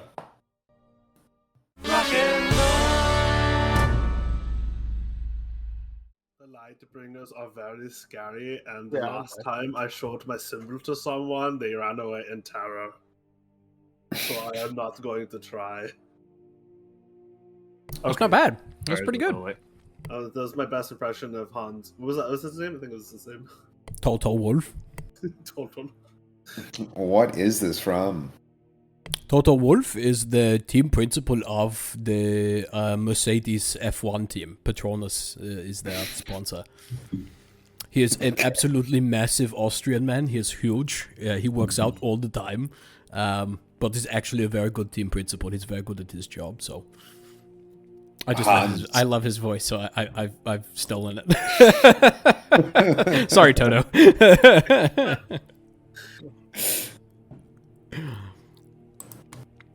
Jesse, back? Yeah, I'm back. Okay. Cool. All right. The door stands open in front of you. You are free to make your way out into the daytime and make your way over to the mayor's estate, if that's where you're going, or anywhere else you choose. You think we can get some more bombs? Some more bombs. The grenades. I left my shield behind because I'm supposing that if we're going to meet someone as high profile as a mayor, they'll have us strip our weapons and armaments first. Probably true. That is just what happens when the Kyrset meet one another in neutral ground. I would know. Is that like standard protocol when meeting nobles? I guess it's a different place than I'm used to growing up. From the time you've really spent in Sanguine, didn't really have nobles here per se. There's not like a rich quarter and a poor quarter. There's sort of like the manufacturing, which is mostly industrial. Then there are sort of houses interspersed where Soldanis lives is a little bit wealthier than the eastern side of town, which is a little poorer. But that said, there's not really like this person's clearly a noble and people have to throw themselves into the street whenever they walk past, you know. That definitely exists in Velitria. Not so much in Cold Rock, since kind of everybody in Cold Rock is a noble, as you would know, Eredh. They don't really operate that way. There are definitely echelons of society, but they're all pretty much powerful and relatively wealthy there. Yeah, so, I mean, meeting on neutral ground is sort of a thing. For when a noble meets someone of a lower class, because obviously there's that fear that the noble will be robbed or killed or murdered or whatever it is. But when nobles meet other nobles, generally speaking, they do so in private and in a private place, not necessarily on neutral ground. Right. Mikhail, Yeah, I mean, I don't think we'll be considered much of a threat walking into the lion's den. I actually don't think we'll be disarmed, simply surrounded and held at the point of a crossbow bolt, I'm sure. But I don't know for certain. well, are we committing to the idea of not fighting? Because if we're considering fighting, Mikhail should probably have a shield. I think you should bring it unless it's likely to start the fight in the first place. I think it would start the fight. And maybe not. Do you have another shield? Yeah. This is of no matter. All right then. Okay. Melchizedek? I don't think we should be planning to fight the mayor. He is, after all, in control of this city and has Sure. shown us no particular ill will.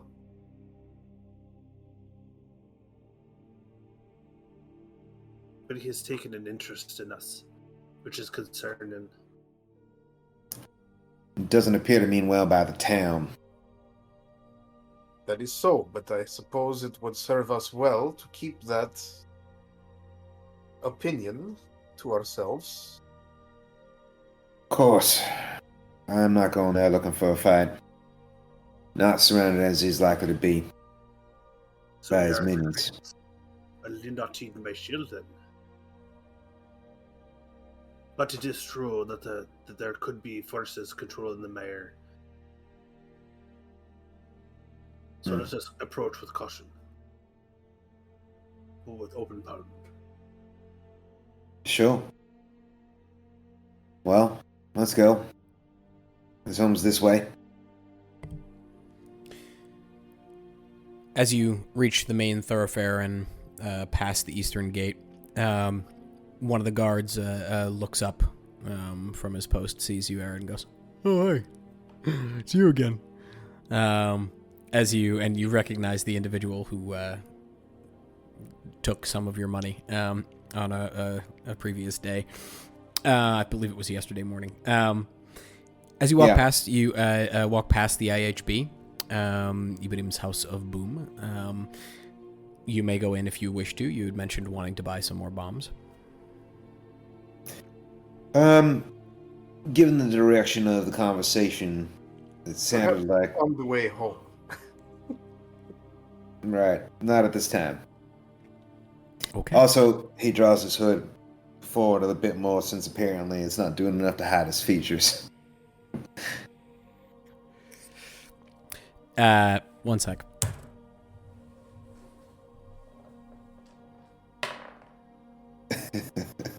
Retcon that. The guard did not recognize you with the hood. I forgot the hood was up. I apologize.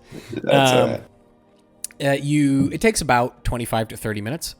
You're all feeling relatively well rested and have healed, at least mostly, from the damage you took yesterday. So you're moving well this morning.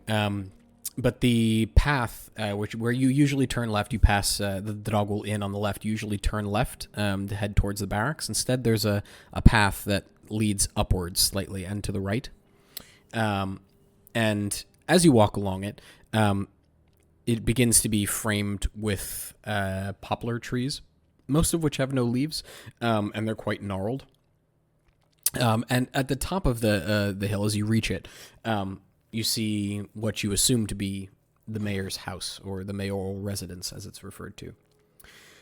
The house itself is old. You catch glimpses of it as you crest the hill through the rows of gnarled poplar trees. It sits atop a cliff bordering the Red Lake, and the approach winds its way upwards through overgrown gardens and past unkempt hedgerows. Although the estate itself sits within the walls of the town, it's at the easternmost corner of the northern city limits. And the surrounding area is quite quiet. There's no homes or anything here built onto this hill. It's just mostly gardens. As you approach the gates, they're set maybe 1,000 feet away from the house itself. You do notice the presence of Lightbringers, all wearing the same burnished black plate mail. Some accompanied by, as you notice, warhounds on very short leashes, which bark quite loudly as you approach, but they're held at bay by the Lightbringers. Seeing you approach, they stand to the side, and the gate swings inward on somewhat rusty hinges, making a somewhat unpleasant sound. The house itself is large. It's a two-winged veranda house with a central structure rising 2 floors high and a balcony overlooking the entrance supported by many columns, which are covered in spiraling vines of red ivy.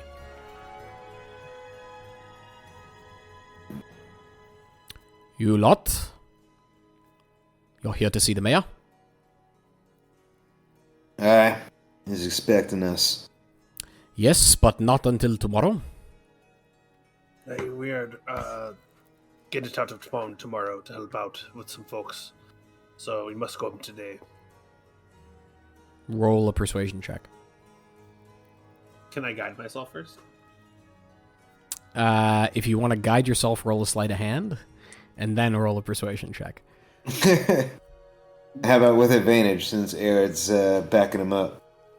Did Eredh say anything? Hello. Disadvantage. 14 sleight of hand. You can be persuasive if you want, but... As a 14 sleight of hand. Okay. And do you want me to just roll right into the persuasion? Yeah, go ahead and roll the persuasion. It's not going to matter much. 1d6 plus... Oh, I macroed this. 2. 8. There's a 14 sleight of hand to hide the spell, and then 8 persuasion. An 8 persuade. Well, I can see if he will see you now. Please wait here. And the man spins on his heel and turns back towards the house. I can show you what the or what the Lightbringers look like. If you give me just a moment. Are we close to the door when he does that?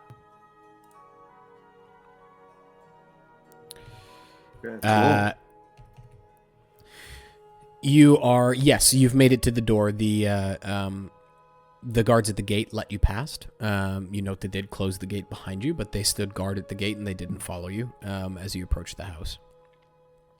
So there's no one currently watching us on the interior of the grounds? There are 3 other guards currently at the door, and you see if you look down the side of the house, there are Lightbringers positioned just about every 10 feet, conveniently under each of the windows on the main floor, standing with their shields, their silver-tipped shields, or spears in their hand, just at attention. You notice that these individuals seem to be much more disciplined than the Shields of Hakkan, who are... They sort of act like ruffians a little bit, the Shields of Hakkan, although they're ruffians paid by a government, at least. So these individuals are very much at attention and, well-trained. Bloody hells. What sort of assault is he expecting? It's about 10 minutes before the door reopens and the same individual appears. You can tell by his eyes, which are the only part of him that is exposed underneath the armor. Mayor Petrov is a busy man, but he is willing to meet with you now. Please come inside. And he opens the door. It swings inward. The doors are very heavy. They're made of very thick, what looks to be oak or some type of hardwood. And they're banded iron. And as they swing, you get the feeling that they could probably use to be oiled a bit. There's a sort of squeaky sound as they swing on exactly, on hinges inward. Standing in the doorway is a small man, sort of mousy blonde hair, hunched over a little bit with a cane. And he looks up and goes, "Oh, you all must be the individuals the town is talking about. My name is Eduardo. I am the steward of the house, and if you'll follow me, I'll take you to the mayor." And he steps back from the doorway. All right. Lead the way, Eduardo. I follow Eredh in. You notice that 2 of the Lightbringers peel off from the door and follow you inside and shut the door. And they do follow you while you're inside the house. Inside is a large... the door? They don't appear to lock it, no. Is a very large open atrium. The floors are marble with black and white tile that's at an angle from each other, making almost like a checker or chessboard pattern. In the center, there is a fountain. There is no water flowing in it, however. It appears to be dry. There are stairs wrapping in a semicircle up to the second floor where there is a veranda, and which leads off into the two wings of the house at the top. And Dardo is currently sort of making his way up the stairs on one side. It's a nice place, Dardo. Well, it's I've been here a long time, and the house is quite beautiful, but it's seen better days. It could use some care. I'm just too old to do it now. Is it just multi-floored up, or does it have a basement as well?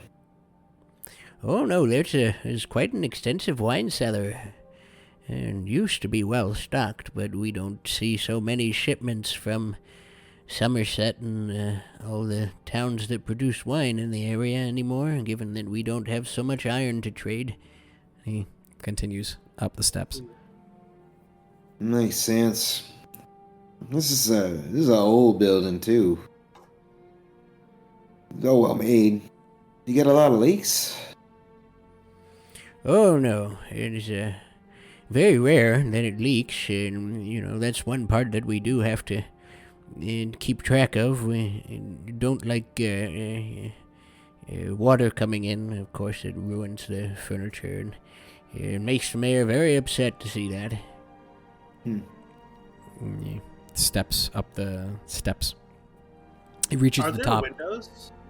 There are windows here. Are the windows shuttered, or are the windows like open and there's sunlight coming through? Not at present time. There is sunlight coming through currently, although not very much, since it's still somewhat early in the morning, and the house faces north and south. It's built on the north-south line, so the sun, would be rising over the not the Shiverback Peaks. That's way up north. The Deusab Crags, which is to your east. But he turns right at the top of the stairs and knocks on the door there. Mayor Yankovic, individuals here to speak with you.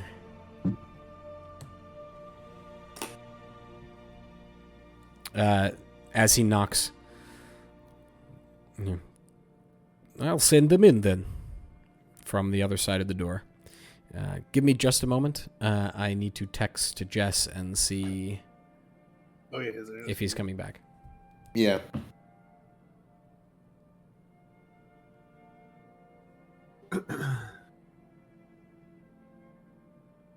He lost internet.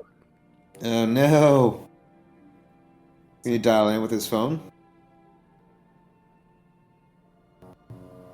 I'm assuming it's rebooting currently. We can wait, and then I can clip this from the recording. Sure. Yeah. Mayor Petrov Yankovic. Weird Al. I know, right? Weird Al Yankovic? Yeah. Yeah. Mayor Petrov the Weird.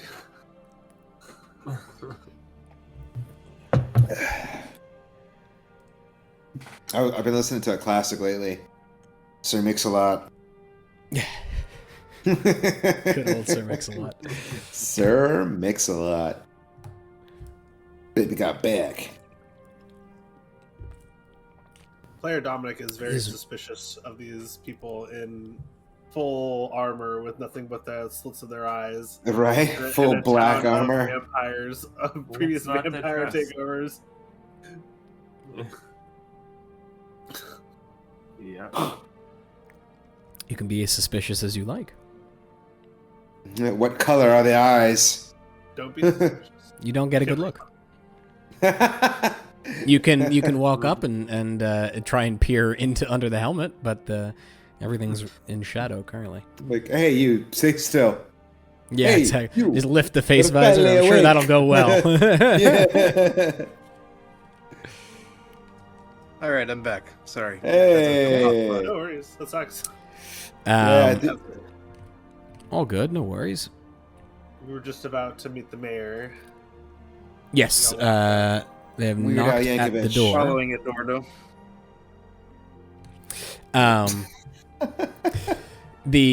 As the door opens, you see before you a slight figure. He's very thin for one that appears quite imposing, probably because he's very tall. He's probably about 6 feet in height. His eyes are somewhat yellow at the edges. His eyebrows slant inward towards the bridge of his nose. His lips are very thin and almost drawn on, and yet his hair is very thick and full and falls to his shoulder length. He wears robes of a priest in deep maroon and black, but he bears no holy symbol that you can see, at least not around his neck or at his waist. Well, you must be the mercenaries that I have been hearing so much about from my Shields of Hakkan. Come in, please. Mayor And he steps Yankovic, back. I presume.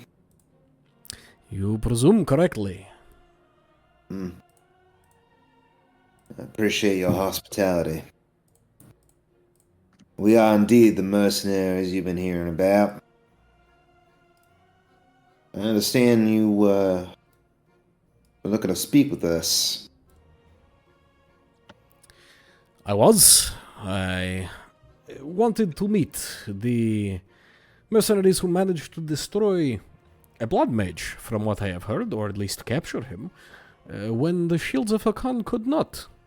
You have done a service to this town, and that bears rewarding. But first, I wish to know more about it. More... when you found this blood mage, what was he doing? Why was he there? Well, Fun. Oh, go ahead. he wasn't doing very much. He was bound, you see, in webs. Spiders had got him. Webs, you say? Mm-hmm. Spiders Strange. in the mine. What were spiders doing in the mine, I wonder? Yeah. You know, that's a... Miarelle family about that. Insight check. Go ahead, roll insight. Does he really not know? Oh, it's only a 10. Difficult to read. This person is, exceptionally, I'm going to leave it alone. Exceptionally difficult to read. Yeah. Yeah. As you mentioned Miarelle, however, he goes, the Miarelles. This was their mine, was it not? Yes. But it is our understanding that it had been abandoned for some time, due to the aforementioned spider infestation. Yes, I did not know about spider infestation, but Theros Miarelle, charming young man, he left town a while ago after the mine was abandoned. Do not know to where he went. As he's speaking, Eredh will take some time to carefully look over him for any sign of abnormality. Ticks, a smell. Roll, Odd looking. Like, Ered's thinking, just to see if it helps, Ered's thinking, like, this man has not been seen for 2 years. Is he really the mayor? Okay. You rolled an 8 earlier. Who did, me? Yeah. For Just what? for history. That's for history. Yeah, he's looking for, like, nervous ticks and stuff like that. Roll perception. Perception. Yeah.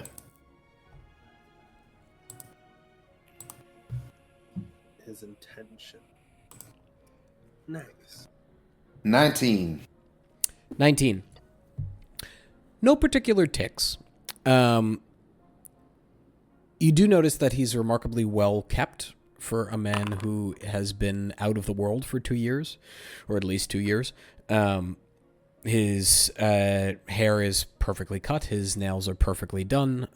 He carries himself actually the way you would imagine someone of high birth would carry themselves. Someone who's used to wealth and sophistication being around him and used to being judged for how he presents himself to others. He steps back as you enter the room. And looking around, this is an interesting room. It's quite sumptuously decorated, mostly in maroons and mahogany wood and so forth. But there are display cases on tables around you and near the hearth. And in them are the various implements of various odds and ends that you see.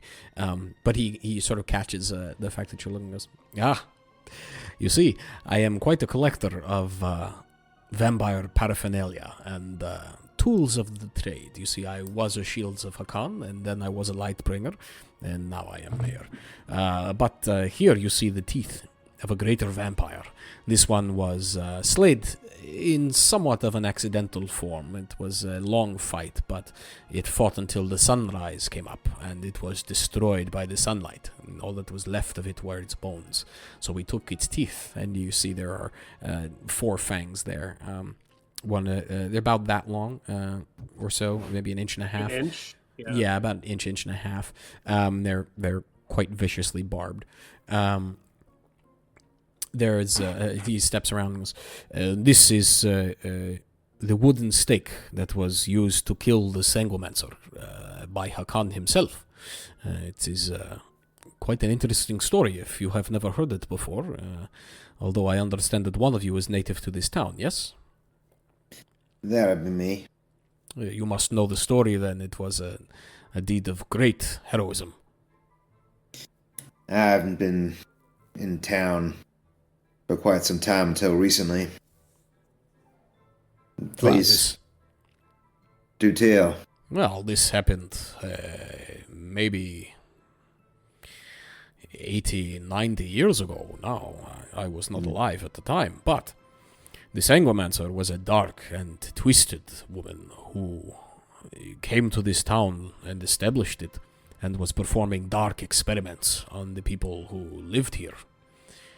And Hakkan was a young man, a priest, but only a priest's apprentice. And he found the Sanguimancer. He was taken by her, and finding a wooden spike, as far as I understood, it started life as a chair leg. But he was locked in a dungeon, and he managed to whittle it. And when she came for him, he stabbed her through the chest, and blood spurted everywhere. At least that is what the story is. And it was revealed at that time that she was a vampire, and not just a blood mage. And so he became the first mayor of Sanguim and the first Shields of Hakkan, and they are named after him. The Sanguimancer was a vampire? So the legend goes, yes. I believe it, for one. It would make sense. Why else would she keep people near her that way? Only to feed. Oh, it's interesting. You do got quite the assortment of goods here. Memories of your own deeds? You long to live amongst your warriors again? Or relive them? Well, those times are behind me. I'm afraid I'm not as spry as I once was. But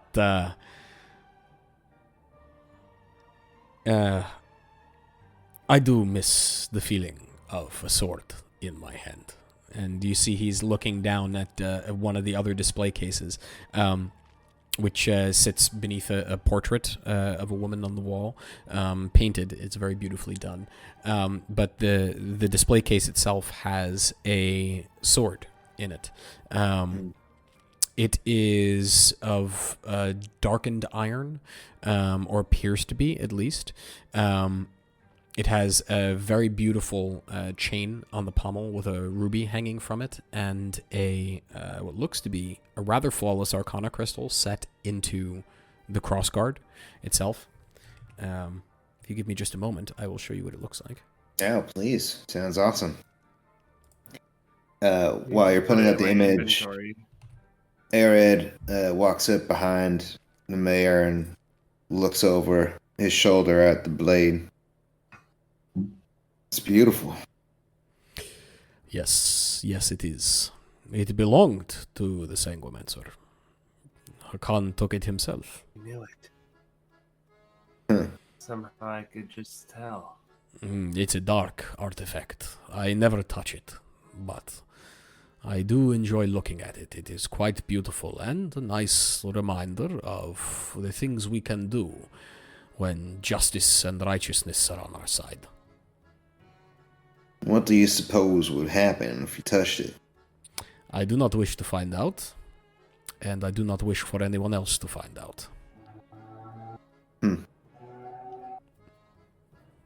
Forgive me if I'm being impertinent or abrupt, ma'am. But no one has seen you for years. But you seem healthy, hale, and spry, and well informed of events happening outside of this estate. Well, my Lightbringers and the Shields of Hakkan send me reports. But truth be told, Well, he turns and walks to the desk and sort of sits down behind it. I cannot bear to see what my town has become. There was a time when I would walk amongst the people here. But since the town has fallen on hard times, I am increasingly unwelcome. The people do not wish to see me. They blame me for their hardship. Eredh would also like to roll an inside check. Go for it. That is a 16. 16. Yeah, Melchizedek will join on that one. Go for it. Insight. Hard to read. All right. I'm calling bullshit.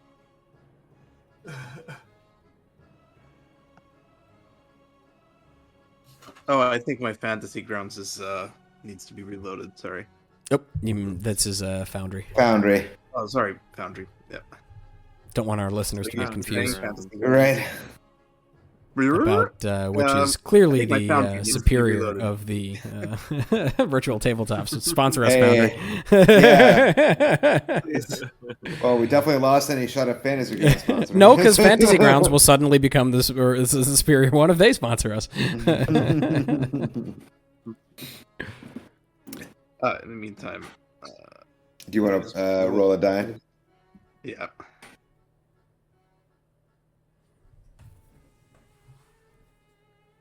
I think that says.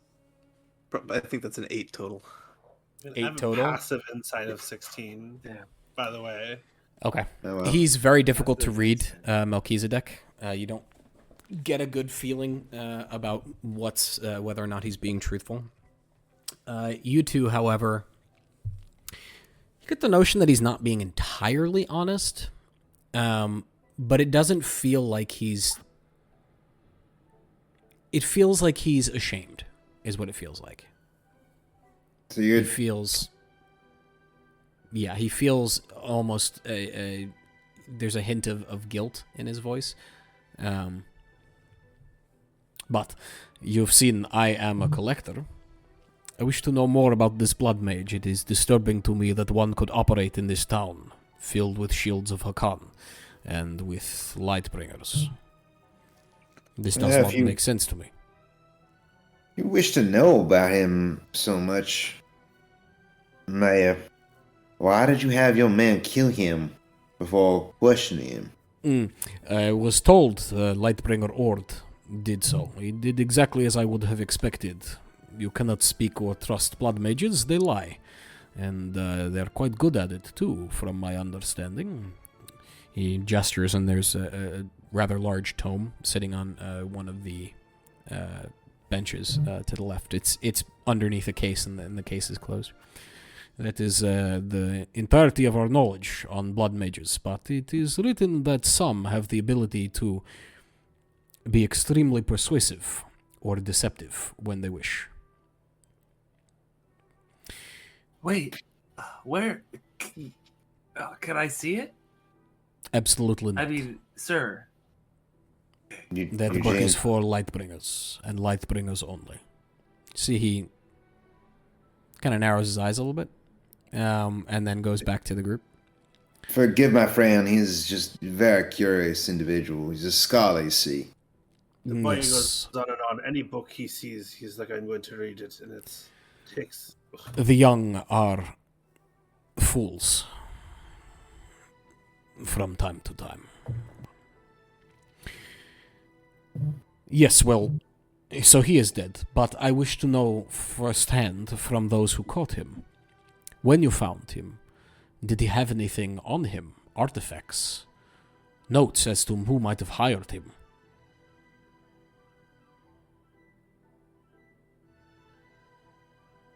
Well, he had been captured by these spiders, you see. And we lit the webs of flame when we fought the spiders. So we tried to take him out as quickly as we could and resuscitate him. I would have killed him on the spot.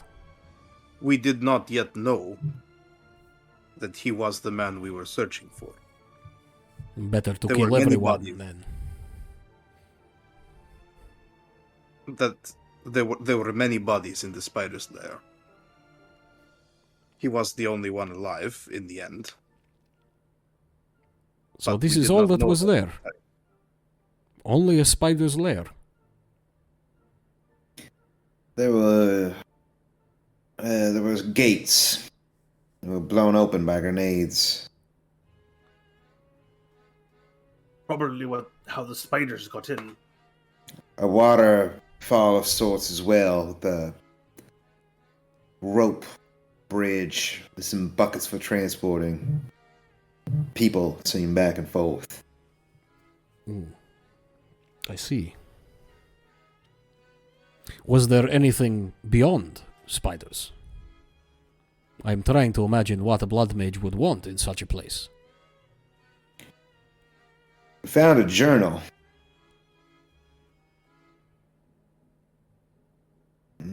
Spoke about some sort of sanctuary.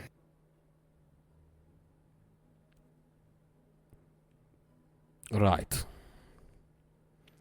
He stands up and walks around and goes to the book, the case, and takes a key out from a pocket under his robe and unlocks the case and opens the book and reads, flips slightly.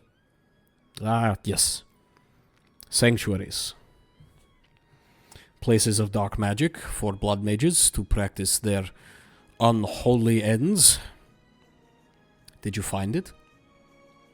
The sanctuary, did you find it? I don't know anything about what a sanctuary actually is. We found something.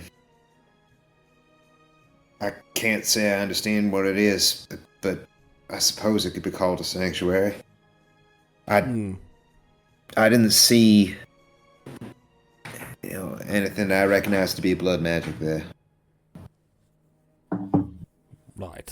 And you studied at a mage school, did you not? It is not common knowledge. The mayor is well informed. Yes, the mayor is in fact well informed. I studied at Cerulean. So you would know how to recognize it then? I would.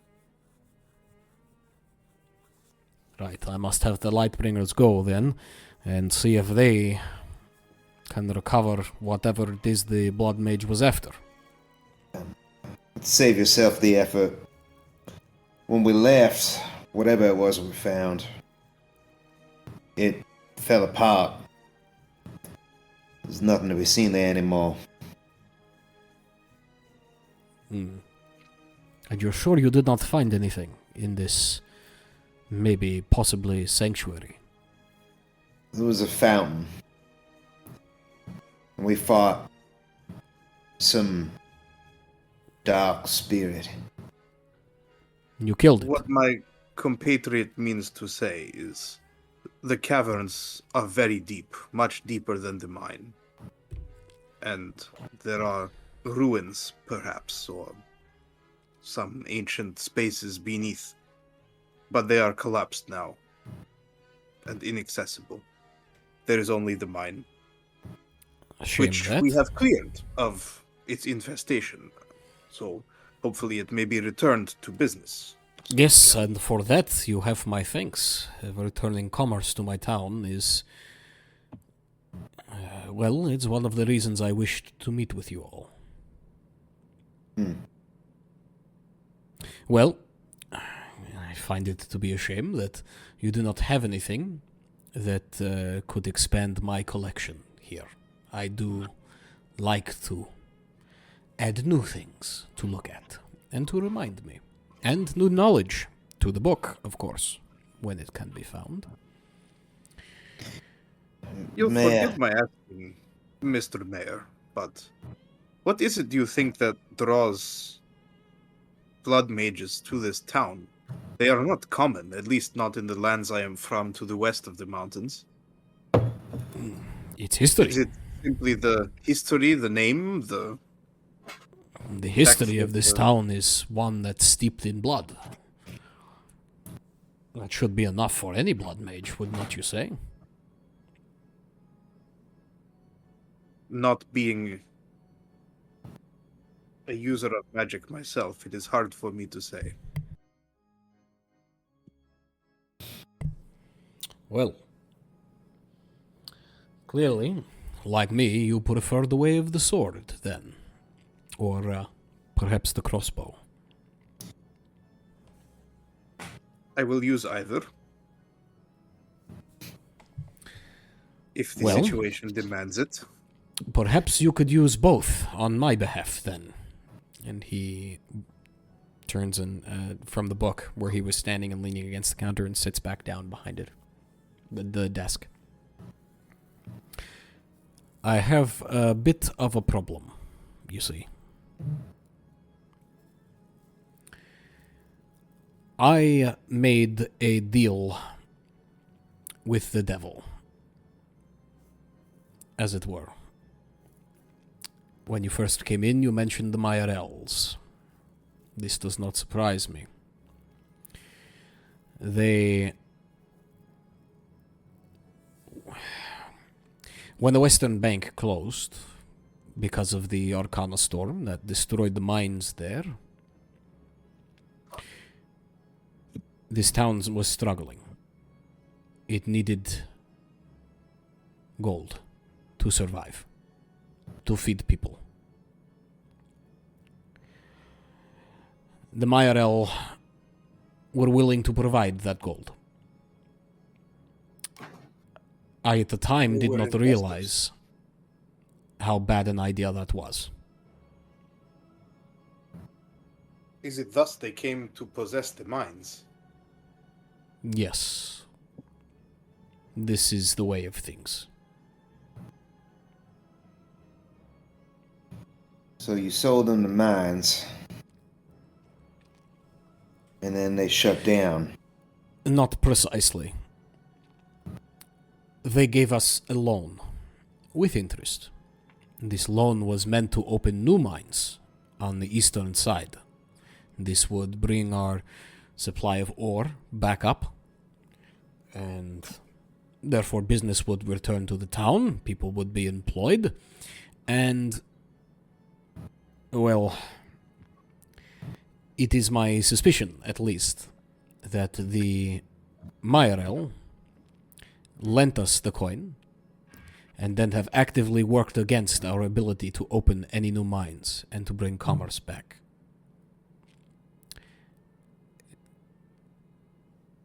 They, because of this, and because we cannot pay them, now own portions of the town. They own portions of Sanguine. Yes. To what end? That I do not know.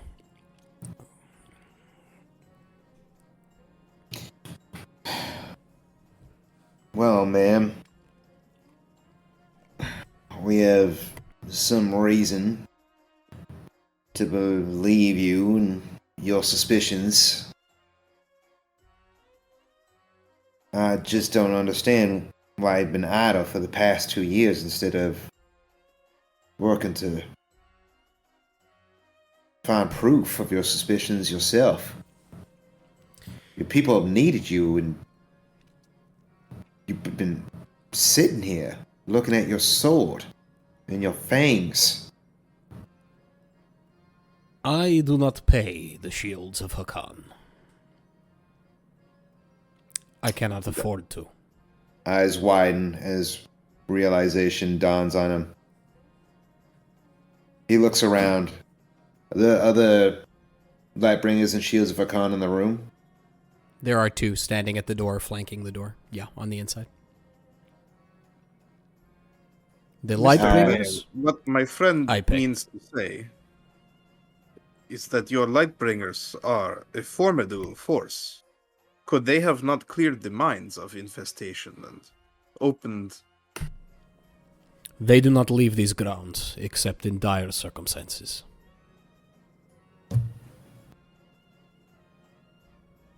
I do not understand. They are here for my protection. Yeah. Eredh gives a slow, heavy nod to Melchizedek for his protection. He is the mayor. He needs to be kept safe.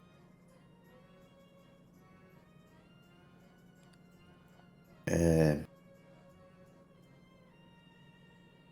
well, we know some of what you speak of and might be able to find some proof for you. You're unable to leave yourself. Would that be useful to you? It might be. Mr. Mayor,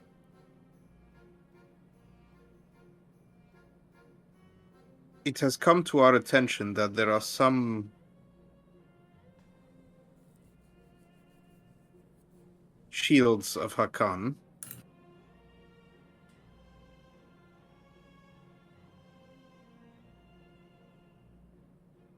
who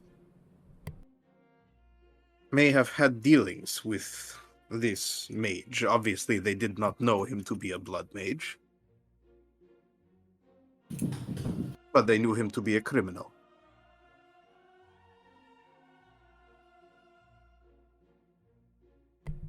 We were searching for one of them. His name is James. We thought perhaps your people might have him. Not to my knowledge. There is no James here. And they do not operate without my command.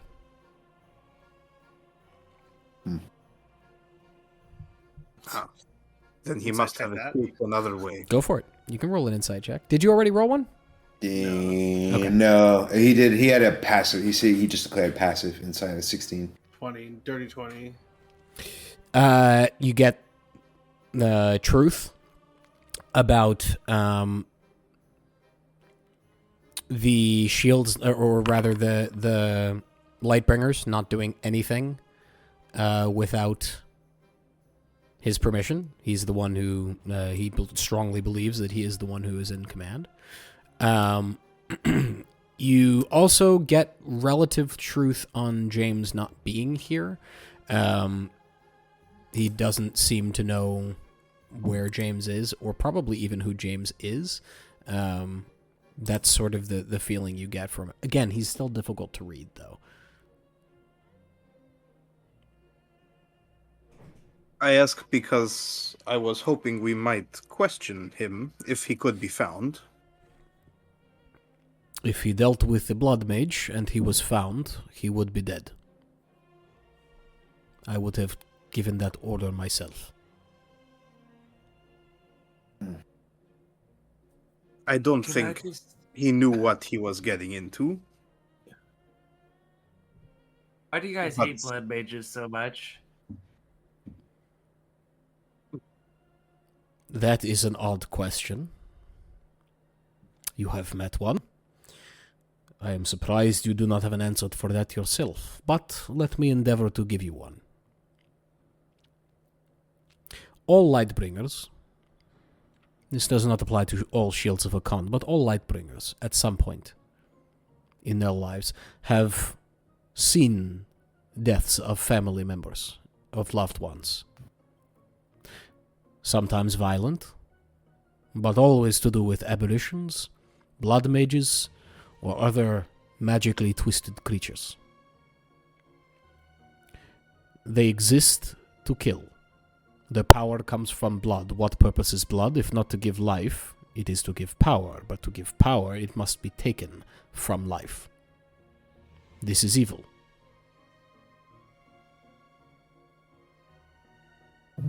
Those of you who rolled an insight check get that he is... He kind of believes what he's saying. You also get something darker from him, which is maybe an experience that he's had that he's not sharing with you at the moment. But there's something more to it.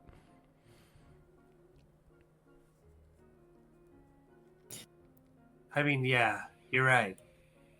Sounds pretty evil to me. Anyone who saw what this man we tracked down had done to this innocent woman from Sanguine could see the nature of his soul. He was murdered horribly.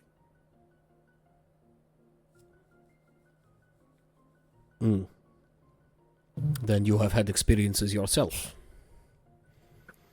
You're not looking to become Lightbringers, are you? He cracks a bit of a smile. I have a question about that, Mayor Yankovic. What is the chain of command inside of the Lightbringers? They all report directly to you? No. Lightbringer Ord reports to me. And they all report to Lightbringer Ord. He is their commander. But if you're looking for the absolute top of the chain, that is me. I see. And the shields?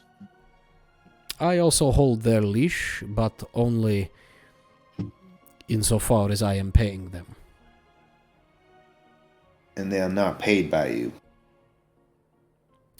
Not at the moment. And the Lightbringers? Paid from the reserves in this house. Who's paying the Hakkan now? If I had to guess, the Miarelle. They seem to have designs on this town.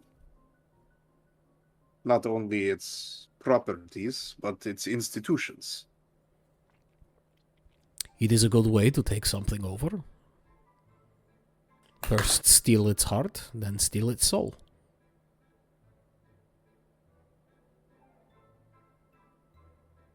It is quite a predicament for you, Mr. Mayor. Now you see why I have asked you here.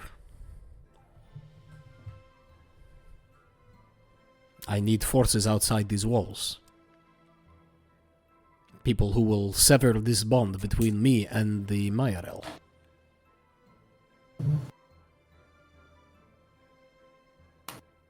What would you have us do, Mayor Yankovic?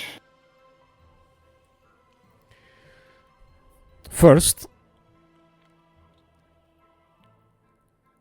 on the northern road, there are bandits there. I know where they are, because I told them where to go. When the Miarelle first said that they were their men, and they were there to guard the roads. Of course, that's not what their purpose was. It was to starve us of trade from the Zudani Empire. Now, caravans cannot pass without losing their goods, and sometimes their lives.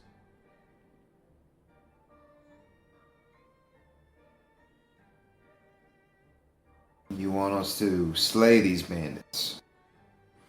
If you must, or convince them to leave. Whichever it is, I care not. Only that we restore commerce. So you seek the prosperity of your town again. You know, the mines are clear, Mayor. Why not simply resume mining operations? We can, as soon as we make sure that the mine is safe, but this will not be my purview. There must be townspeople to run it, people willing to take responsibility for the business. There is also the question of ownership. Yes, that is also a concern. Would How you are be such willing things to... handled in this part of the countryside? Ask that again. Or how are such things handled in this part of the countryside? There is a There ledger. deed, I presume, or Edardo, my steward, has a ledger of all properties and businesses owned. I will allow him to show it to you when we leave. If it were found that the Miarelles were acting in bad faith, would that contract or ownership be void? Here's the thing. I can void the contract at any time.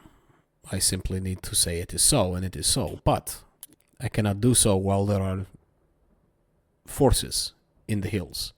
They will attack the mine, no doubt, if I were to seize it from the Miarelle. so it is a question of enforcement. Isn't everything? Mr. Mayor is very wise. I have been around for many, many years. I have played the game for a long time. If You... Mr. Mayor does not mind my asking, how did he become mayor? And by what right does he rule? I was a Lightbringer, and I was elevated to the rank of mayor.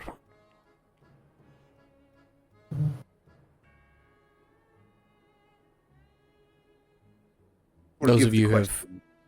I am a foreigner in these lands. those of you who have rolled insight didn't like that question.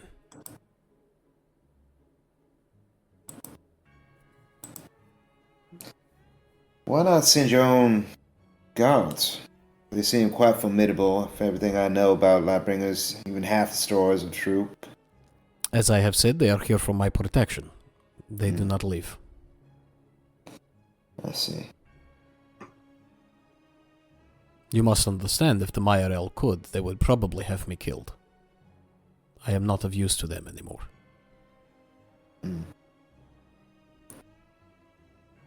You know, Maya Yankovic, you seem to have the best interests of the town at heart, as far as I can tell. I appreciate that. Since this is the beginning and foundation of what could be a mutually beneficial, great long-term relationship. Any relationship, though, at its core and at its inception, should be based on a level of trust between two people. Or money. And money.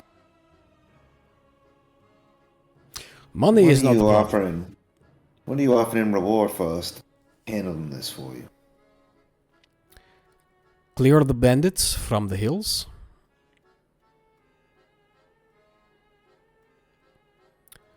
$4,000 gold pieces. 3,000, and you give us that sword. That sword does not leave this house. 4,000. 2,000 in the sword. It is not a matter of negotiation. That sword is dangerous, and you should not have it. Nor should anyone. That is the implement of a vampire. Oh, it's an implement of death. When he lightly taps the hilt of his own short sword. That, Can't blame me for trying. He says, looking and nodding towards your sword, is an implement of death. That is an implement of a fate much worse than death. It has properties, so I've been told. What? No. This is how the DM teases you.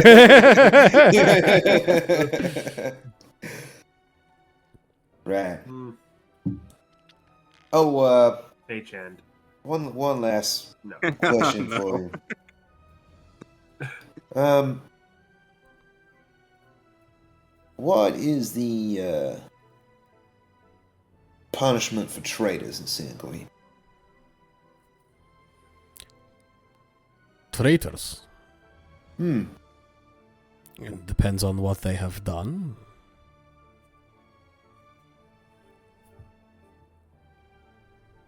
Betrayed the fundamental well-being of the town.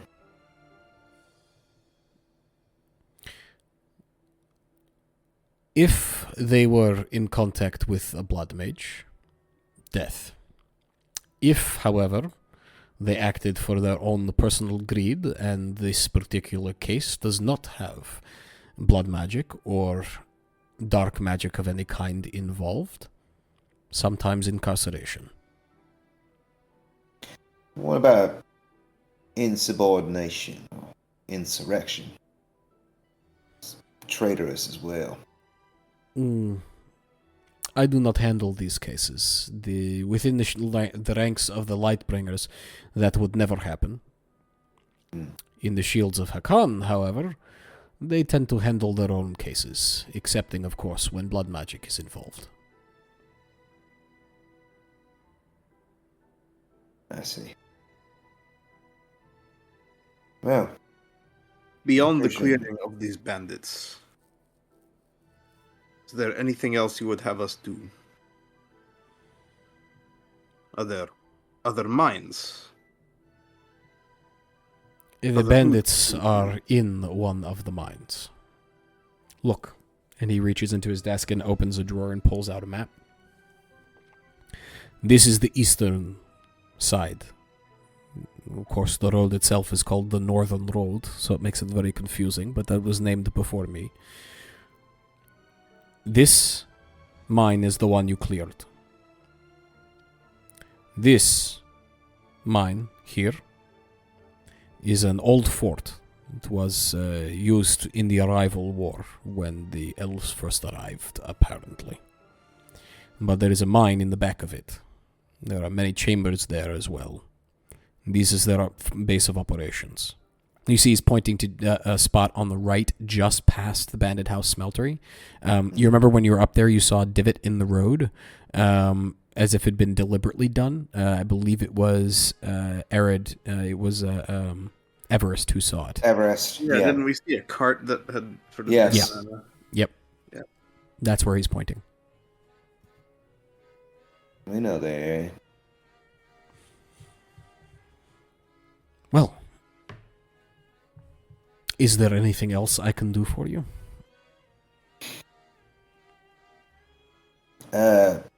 Yes, actually.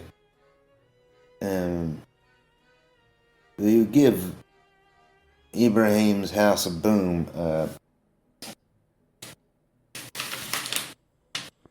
what's her name?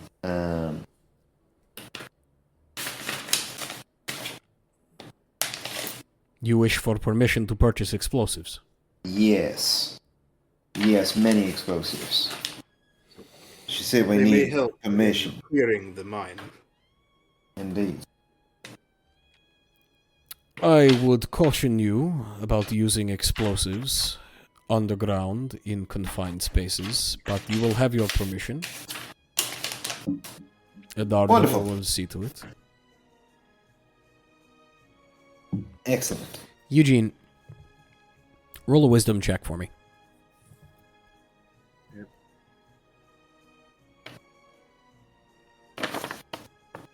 16. Looking around the room, when he pointed to the sword, he was showing it to you, there was a picture above it, a portrait. face looks familiar to you. Not sure exactly where I'll you've walk seen towards it, but it's familiar. Who is Ernalock. this? It's an Ernalock. Early on, yeah.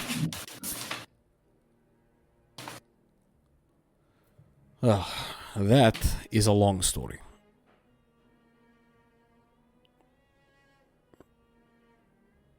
Give us the abridged version. Okay. You will understand that this has no importance to your current objective.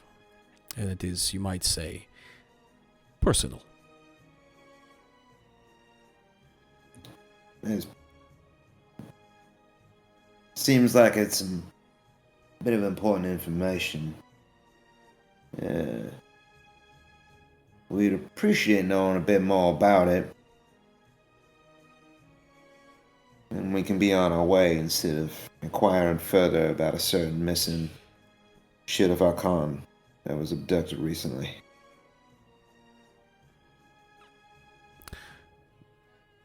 There are two questions there, and I'm not entirely sure I appreciate your tone. The woman was important to me, but she was taken from me a long time ago, and I keep her picture to remind me. As to the second matter, I assume you are talking about this James individual you mentioned, and as I have stated, there is no one here by that name. You have indeed said that. And See, I his demeanor's appreciate changed a little bit. indulgence.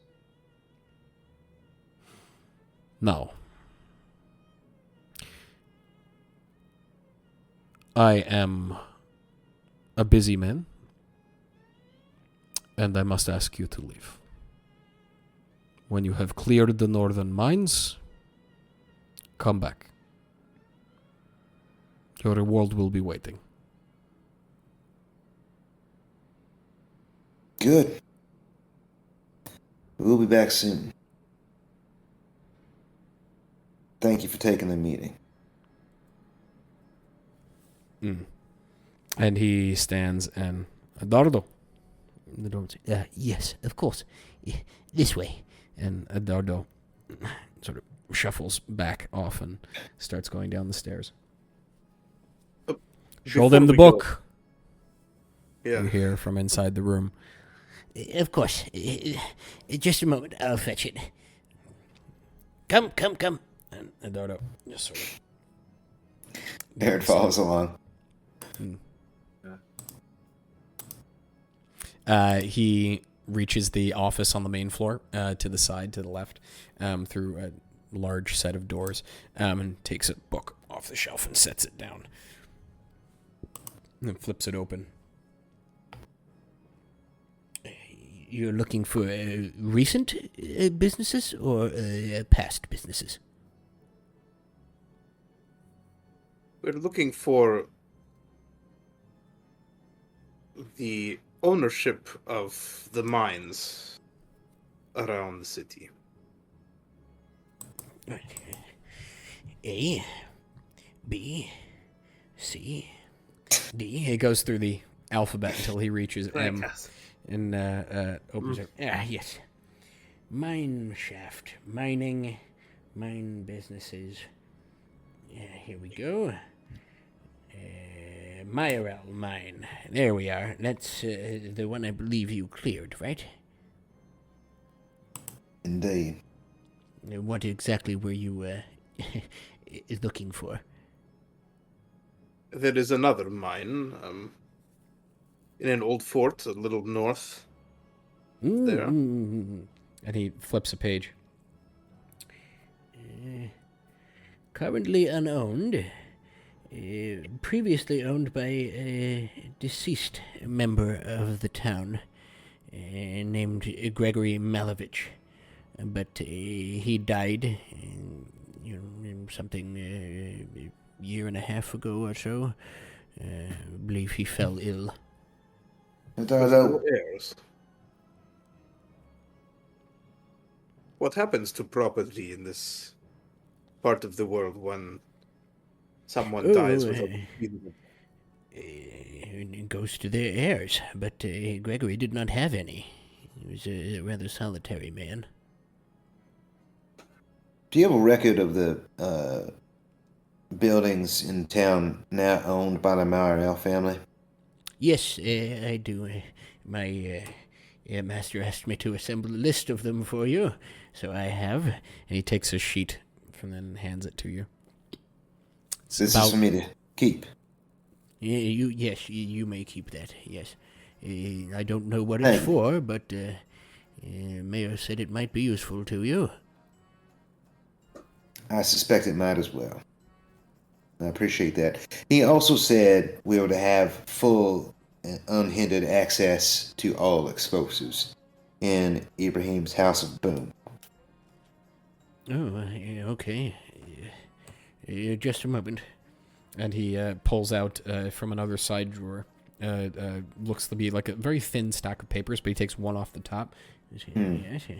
Well, it will have to be signed by the mayor, so just one moment. And he leaves the room and hobbles his way up the stairs again. Someone cast haste on him. As he goes up. You do have a moment. There are Lightbringers that are standing just outside the door, and one is looking through the door at you, but is there anything you'd like to do while you're in this room? What else is there? It's books. It's essentially there's a small library. There's lots of papers everywhere, different stacks. They seem to be mostly ledgers in here. Probably this is sort of like the business hub or the administration hub of the town. I mean, I'll go speed read some books that are nearby. We're being watched, right? Yes, you are being watched. Is there at any point could I be out of sight or hidden? As you move to step out of sight, the Lightbringer steps forward to keep you within line of sight, stepping closer into the room. So if you were to move around the wall, the Lightbringer would step forward. There are bookcases, though, right? There are bookcases, yeah. That I could step around. You could, yeah. Okay. If you'd like to. I really want that sword. Maybe another know. I bet you do. Speaking as the DM, you really want that sword. All right, fine. Dorian's got a friend who can cast invisibility. That's all I'm saying. Yeah. Yeah. Maybe let's escape the clutches of the beast. Escape from the lair of the beast. Listen, fellas, here's my suspicion. Go back. He doesn't know, or is not willing to admit, James is being held by Lightbringers. I think some faction of them are being controlled by the Miarelles. Now we know they own some property in the city. There might be a chance that James is being held by a faction of the Lightbringers loyal to the Miarelles in another building outside of the mayoral estate. Or James and Emily are both in on it. And James has been lying to us the whole time. James hasn't been lying to anybody. He hasn't said shite. It'd be Emily. I have a hard time thinking of Lydia and Emily. To have this ledger of buildings owned by the Miarelle family. If they are using one of them as a secret prison, perhaps it will be on there. Exactly.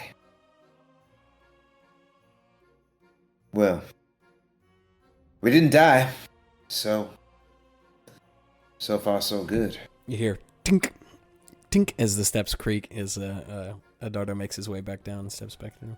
Well, he signed it, shockingly. Now, I should warn you that I have reams of documentation about deaths of miners underground using explosives, so try not to become a statistic. Don't worry, Edardo. We've some experience with explosives underground. I won't question it. You mercenary types play fast and loose with safety. Here you go. He hands you the paper. It is signed. Eredh takes it with a nerve-inducing look of glee on his face. It's rolled up currently. It's written on a scroll. Okay. Yes, give that to... who's running Ibrahim's House of Boom these days? Ernalock. Give it to him then, and well, presumably he'll add you to the ledger. Good on you, Edardo. Appreciate your help. Yes, of course. I live to serve. This way. And he exits back towards the front doors. Yeah, you be careful out there now. There's dangerous folk and all.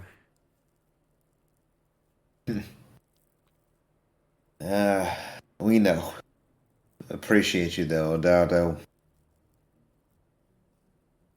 We'll be back before you know it. Take care now. Bye now. It was nice to meet all of you. Nice to meet someone, anyway. He shuts the door. You hear the locks on the inside. Well, you have had your meeting. You turn and you see the imposing figure of Lightbringer Ord. Time, I think, for you to leave. Time indeed. Let's get out of here. Sure. Follow me. And he turns and walks back. Although you don't know what Lightbringer Ord looks like, Melchizedek and Eredh. But the look on Mikhail and Eugene's face is telling. He walks you to the gate. This goes, treat the mayor with respect. He has earned all of ours. And we fight for him. Closes the gate behind you.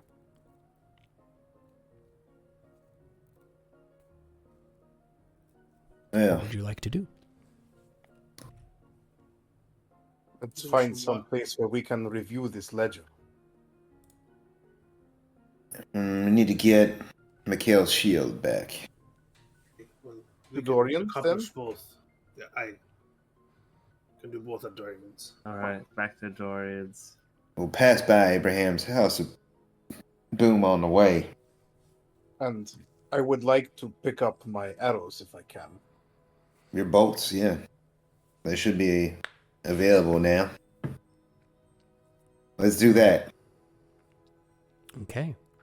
Okay. It's about probably now maybe 11 o'clock in the afternoon or in the morning. You got there pretty early. He seemed to be awake anyway. But the sun is now shining, which is odd for Sanguine at this time of year. It's usually overcast or raining. But as you make your way back down into the town through the rows of twisted and unkempt poplars and overgrown basins, which you note are all completely disused and mostly empty, and some have stagnant water sitting in them. The day is yours. Are you headed to the shop where you had arrows made? Yeah. If it's on the way to Ibrahim's and Dorian's generally. Okay. Yeah, that was, remind me, I believe that was the Hammer and Spike, right? Yeah, that's the one. Hammer and spike. Okay. As you head to the hammer and spike, you arrive. There's no one outside. Olga's not there currently. She seems to be either inside or absent at the moment. But as you knock on the door opens as you go to bang on it. One moment, you hear from a back room, and the imposing and muscular figure of Olga appears. Ah, here for your arrows, I suppose. Yes, the small bolts. Yes, I had 60 made for you. Mm-hmm. She I reaches have under the other 3 gold here. places the bundle of bolts, which are quite nicely wrapped, although it's not, floral work or anything. It's just string. She takes the 3 gold and scoops them off the table and puts them in her leather apron in the pocket on the front and slides the bolts to you. Many thanks for all that. I shall My put these pleasure. to good use. Yes, well, try not to put them in any of my friends. Your friends don't happen to be highway robbers, do they? Not when last I checked. Then we should be good. Yes, well, if you need more, come back. You know where I am. I will. But these should last me a while. Depends on how many highway robbers there are.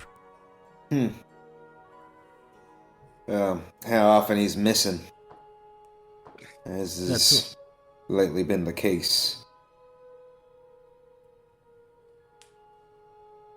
Sure, shoot Eredh a dirty look.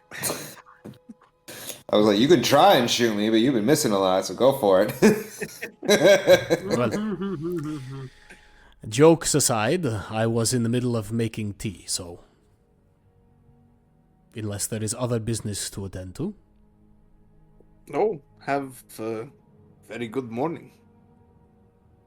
Thank you. Enjoy your tea. I will.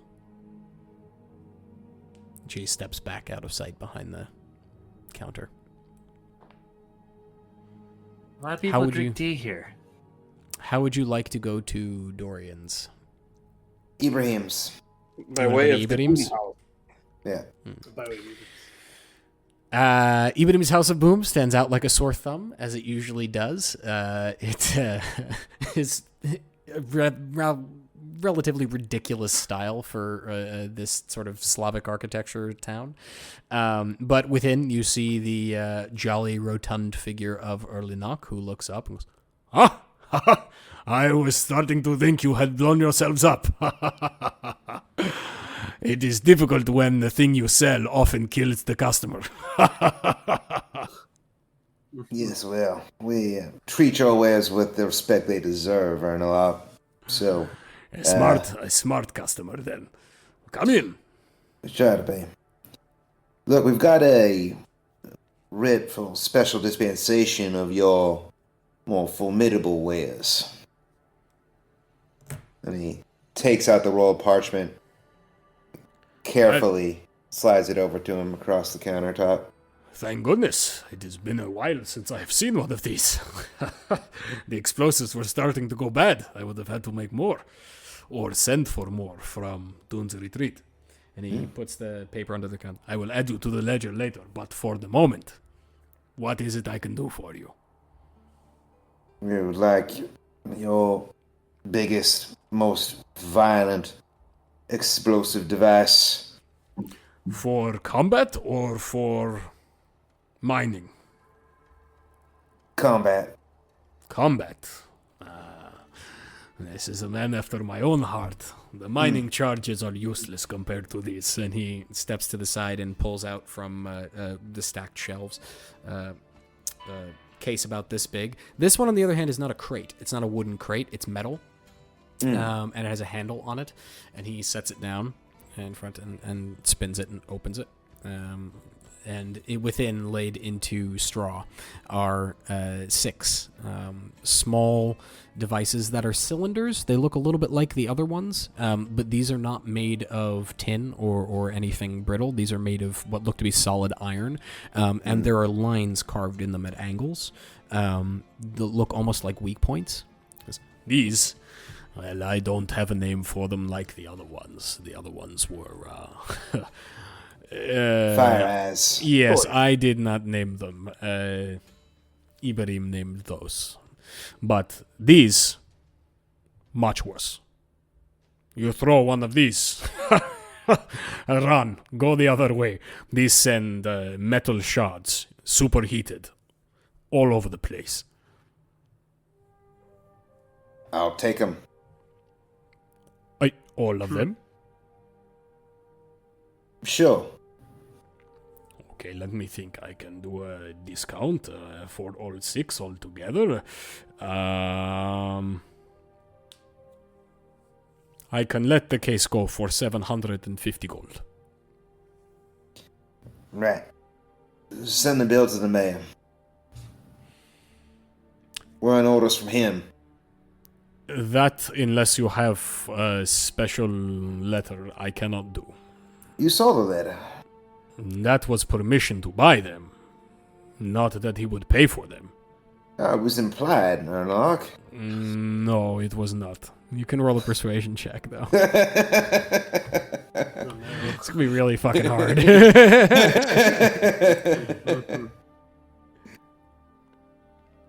Come on, natural 20.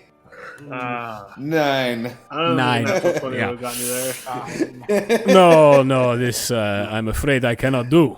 I must make money. It is a business. You will make money. Alright, fine. I can't take all 6, though. Alright, how many do you want, then? Hold on. I think 2 would be plenty. 2? On top of 2. that, we could take some mining charges. We are, in fact, starting up something of a mining operation. 2 will be... let's see. Repeat customers. Let's say 250 gold pieces for 2 of them. For 2 of the... Yes. These shrapnel bombs. I tell you And what, 2 of the mining charges? 225. Since you are buying mining charges as well, I will let the grenades go for 225. For the mining charges, these are each 25 gold pieces. But I must warn you, they are shape charges and they do not do damage to people. Only things. Although I imagine if someone was standing in front of one. Imagine wouldn't end well for them. We'll take 2 of those, and then 2 of the shrapnel bombs. Okay, 225, so 275 in total then. Alright. Are they to be stored in any special way to preserve their explosive power? He points Keep to them the from exploding unintentionally. the bag on Eugene's back. That would be an excellent starting point, friend. Yeah, just put them in the bag. They'll go to the demi-plane. Not, what is the word in common? Pockets.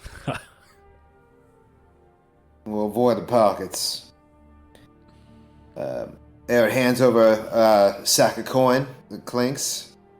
275 gold. He weighs it. And carefully hands over the bombs to Eugene. Stowing them in his pack. A pleasure doing business with all of you, as usual. Do come back. Preferably with all of your digits. We'll do our best.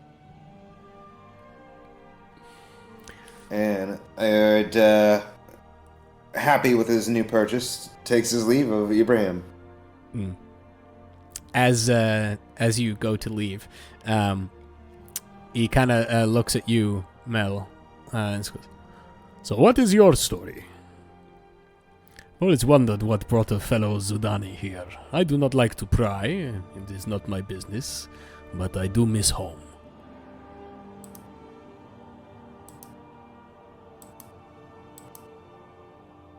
Well, I am something of a traveler. I wasn't one to settle down and open a shop like you. I see. So mercenary work, then. Only recently. Man needs to eat and buy explosives. These are two very important things, but in my opinion, you have them in the wrong order. Well, Melchizedek. He narrows his eyes for a second as if he's weighing something. And then just does this. It was a pleasure to meet you. Come back if ever you wish to talk about the Sunward City. I do wish to hear news of home. It has been some time since I looked upon it. Its golden spires, all pointing towards the sun. And the tea, wafting through the streets on a warm afternoon. A moment, and he gets up from his chair and steps into the back room. I could have sworn I had. And he steps out, and he's carrying what looks to be a fire eye. And he hands it to you. And he goes, "That is for you." No, it's not a grenade. You can open the top. I look inside. It is filled with loose leaf tea. Oh, this is amazing. Yes, I was in Velitria a little while ago, and there was a merchant there, and he was selling it. So I saw some, and I simply had to buy. Nothing I like was it. going to ask if there are traders who come through a town like Sanguine carrying... Not anymore. Okay. There were at one Not point either. when there was iron and smelting, but I open the box and close my eyes and smell a little bit.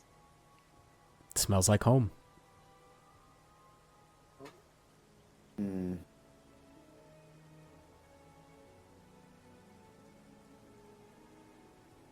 Thank you. You are welcome, friend. May We men of the dunes must stick together out here. I pay you for this box?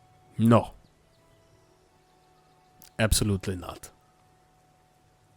Generally, you know very well, tea is purchased from merchants, but amongst friends, if it's given as a gift, it's a sign of respect. So he would not take money for it.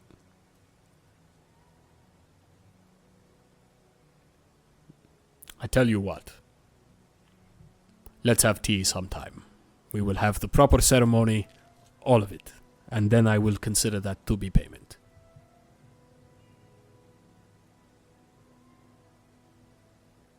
Ukan Laram, my friend. May the sun And guide I- your steps. Wow. Yep. Okay. As you exit, the day is yours. It's noon, maybe 12:30 now, 12:17, Eugene, and the sun is at its highest point in the sky. There are clouds on the horizon. There's a threat of a storm coming, but the day is still yours. We can end here if you'd like. I can do another half hour if you would like to continue. I can go a bit longer. It's up to Yeah. everyone else. I'm good. How's everyone feeling? Yeah. It's up to you, Coasters. I'm All fine. right.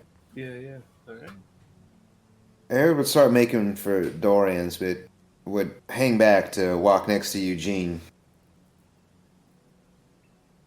Hey, you holding up okay? The freaking mayor. I mean, he's not as creepy or like messed up as I thought he might be, but he's just like all those other ignorant bigots. No, I don't think so. Something different about him, Eugene. No one just sits in their house for 2 years. If we knew anybody who had been a blood mage or known a blood mage, he would have killed them on the spot instantly. That could have been you or me. It's true. I know this is the way to go right now, but I don't like it that we're working with this guy.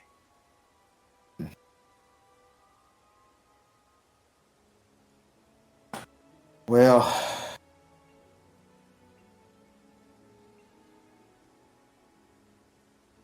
it's good for the town. These bandits are stifling trade. If you get rid of them, might bring some commerce back to the city. That's why we got started with all this, wasn't it? To help the city. To learn more. What is more, this mine that they are occupying is unowned, according to the ledger. It could be an opportunity. If it's not already emptied of ore. But we'll see. Do you think he was right about blood magic? About it being evil? Something was amiss with the man. I could not pin it. But yeah, he didn't like it.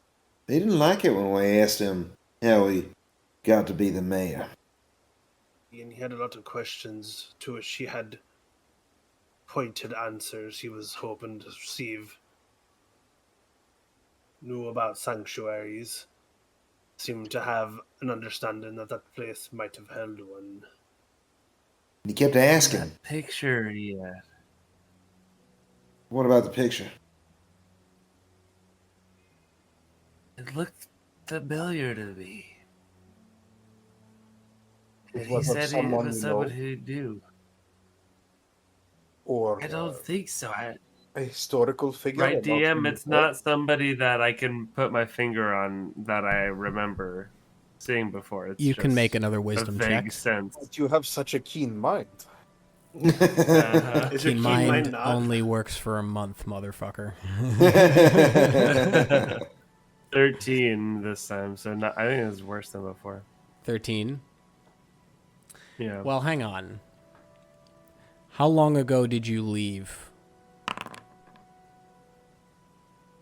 Veletria? It couldn't have been a month ago. I don't. Well, it depends how long travel takes to have gotten here. Sanguine to, or Veletria to Sanguine takes about a week. I think I've only been Because here it's about a 100 week. miles. 100 something miles. It's been less So, than 10 days since we 2 or all 3 Did we do a weeks. time skip?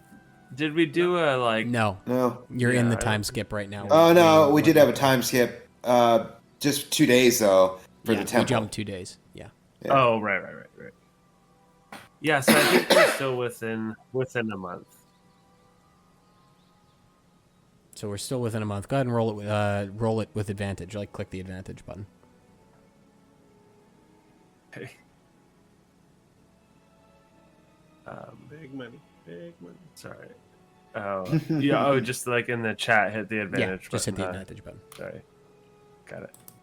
Oh, it's Are you kidding me? yeah. It's still not coming to you where you know it from. You swear you know it. It's very familiar face. Something about the eyes. Maybe it's the Sagwamancer. I don't know. Maybe that's he's somehow affiliated with the Sagwamancer, and he's been protecting the sanctuary all along? Well, he kept asking for something, right? Didn't you get something for that fountain? Some sort of amulet? Yeah. I mean, I think. yeah. It's did it go in the butt of my wand, or where did it end up again? The blooded focus. The blooded focus was opened and poured onto your hands. Like The Right. blood So it's inside. like in me. It's not an item per se. You still have the vial that it came in, which is a necklace, but it's currently empty. Well, he kept asking about something. If we found something. I think he might have known I think. Yeah. about this. I It's think he honestly meant something. something magical, like like It means a the trophy. destroyer. A sick man wants to revel in the destruction of others, whether he wants to admit it or not. I think when he was saying like, "Did you find something?" It was like, was there anything there in the cave, or was it just like destroyed ruins? I don't know. I think it Did was you after find something. We both. I think he was after what we found, to be honest with you. The power of the Sagwamancer. I think he supposes we know more than we let on. I mean, he doesn't seem like a dumb individual. No. A bit too smart. But it seems to me that whether or not he is restricted to his mansion through any fault of his own, or whether he stays there willingly, he still was complicit in turning over the city's resources to the Miarelles. Well, Perhaps he does regret his involvement now, it's what he claims. and perhaps he does not. Do you think he's actually a captive there? That's what he was implying. That would suggest something that I do not wish to believe.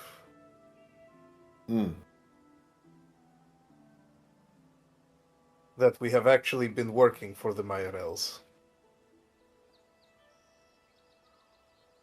Well, why would the Miarelle sabotage their own operation? It is not clear to me that they function as a single family. We may be the pawns in some very wealthy people's game. Maybe. Look, Cara Miarelle apparently has nothing to do with it. That's what Sarah said. Well, as the owner of some smelteries, I am sure that the political goings-on in a mining town are of some concern to her. Yeah, Kara's involved somehow. It just seems like the mayor's a prisoner, and that there's a rogue faction of Lightbringers clearly not under his control. He doesn't know James is alive, or necessarily who he is, or the fact that the Lightbringers took him. Unless we believe that James is lying, and Emily. And he seemed to intimate that, imply that the Shields of Hakkan were under the employ of someone else, not his. I'm not so sure. It was That's Lydia who summoned us here originally. Exactly. I'm very hesitant to believe that the Shields of Arcan are the traitors here. No, not them as a whole, but of all of the Hakkan that we've talked about and talked with, As much as I hate to suggest it, Emily would be the one who would be the best mole.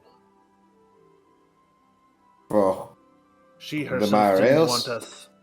She herself didn't want us to talk with Lydia about the goings on of the Miarelle, and yet it was Lydia who summoned us here to be objective observers.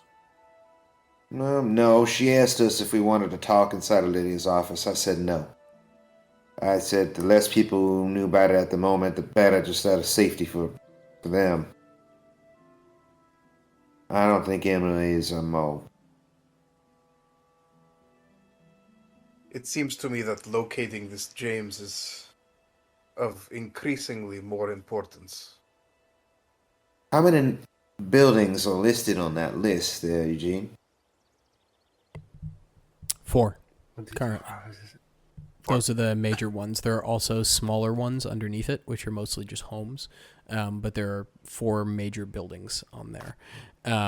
Currently, the Miarelle own the bank, which is on the western side of town.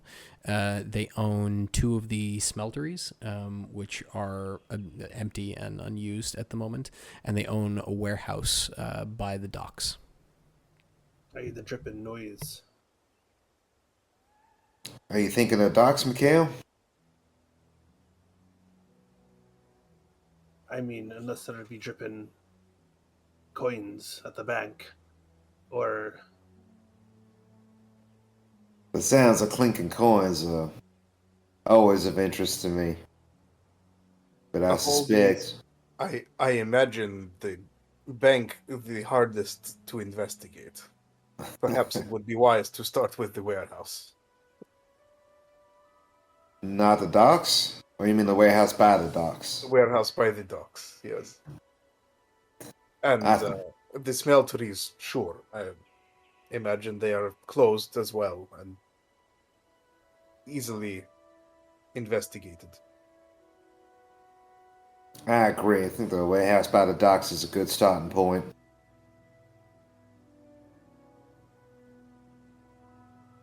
Are we ready to fight Lightbringers? Not yet.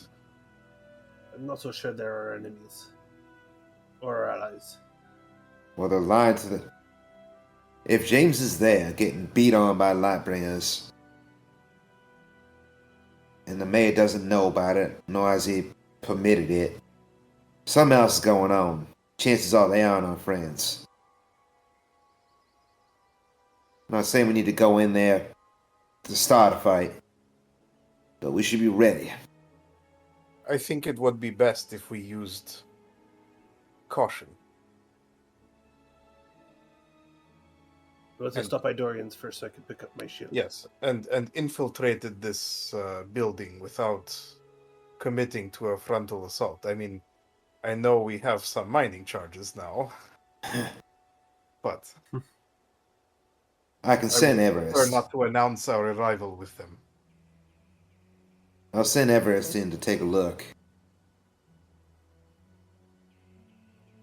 See if she can spot him. Perhaps there will be a way in through the roof or something of this nature. My thoughts exactly. Alright. Let's go get your shield, Mikhail. Alright, we'll stop by Dorian's, pick up the shield. Okay. As you move through the streets towards Dorian's, bells. You hear bells ringing and Shields of Hakkan shouting. And there seems to be a bustle as 3 run past you, one carrying a pail in their hand. And you start hearing from different sides, "Fire! Fire! There's fire!" from back streets and alleys, and you see the ragged and poor running out from behind homes and dashing in the other direction. And you see a plume of smoke on the horizon to your right as you approach Dorian's. Can you send your hawk up to see which part of the city is burning? Eredh immediately does that, just tossing his hand up, and Everest emerges. With a flutter of wings and feathers, Everest takes to the skies. Are you looking through her eyes, or Yes. as your eyes roll back, Everest looks down. You can see a 2-story home in the somewhat wealthier part of town, a little bit north of where your old home is, Eredh. It has it's of red brick with ivy on the walls, and Soldanis' house is an inferno. And we'll wrap up there for the session. I had a feeling Oh, it was shit. Soldanis' house. Shit. I was worried it Right. was Dorian's house. Well, Dorian will be able to put it out. Yeah, true, I guess. Soldanis. Save that little fucker's life.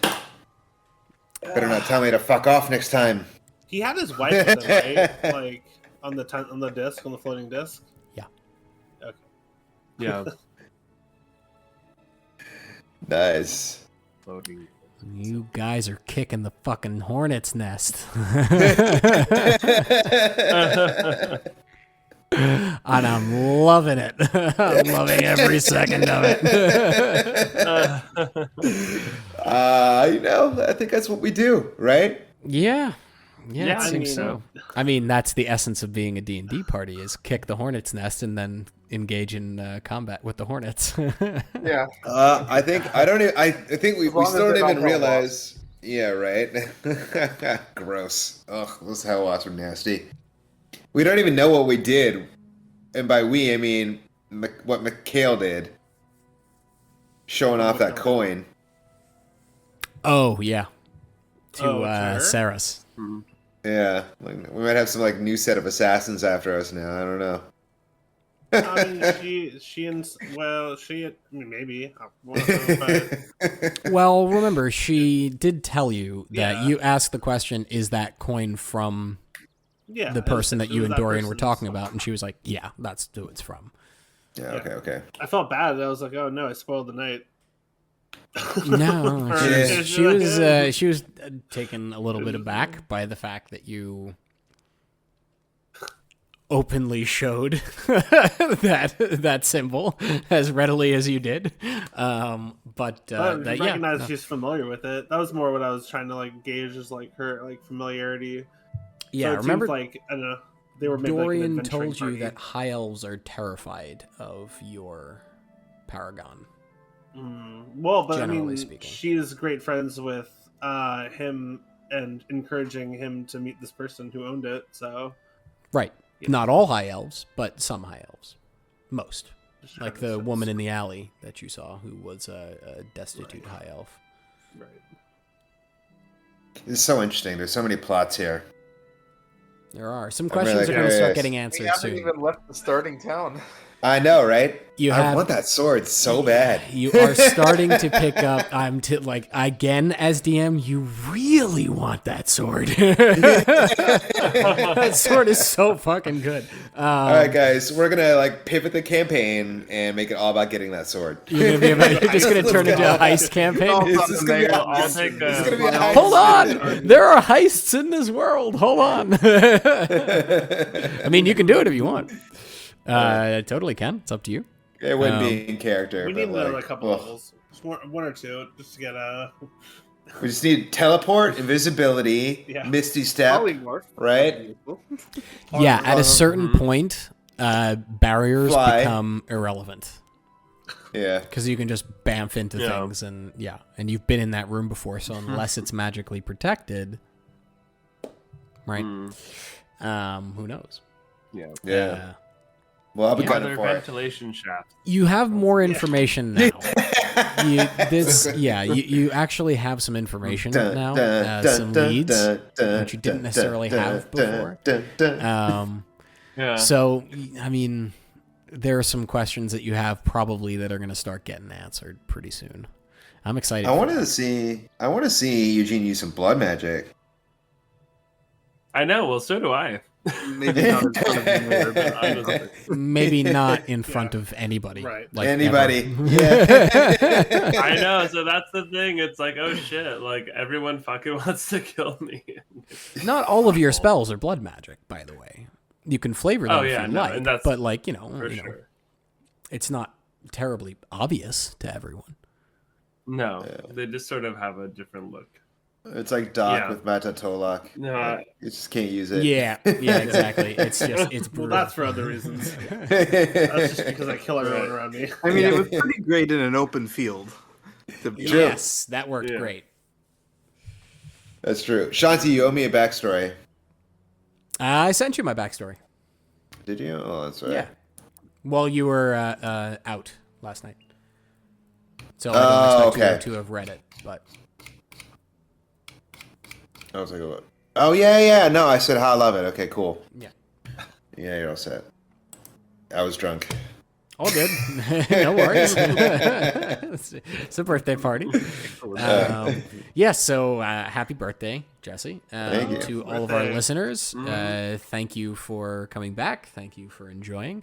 Thank you for liking and subscribe. I'm kidding with you. We don't do that here because we're not on YouTube. Yet. Maybe. Who knows? At some point. But we hope you have a great rest of your night. Good night. Good rules.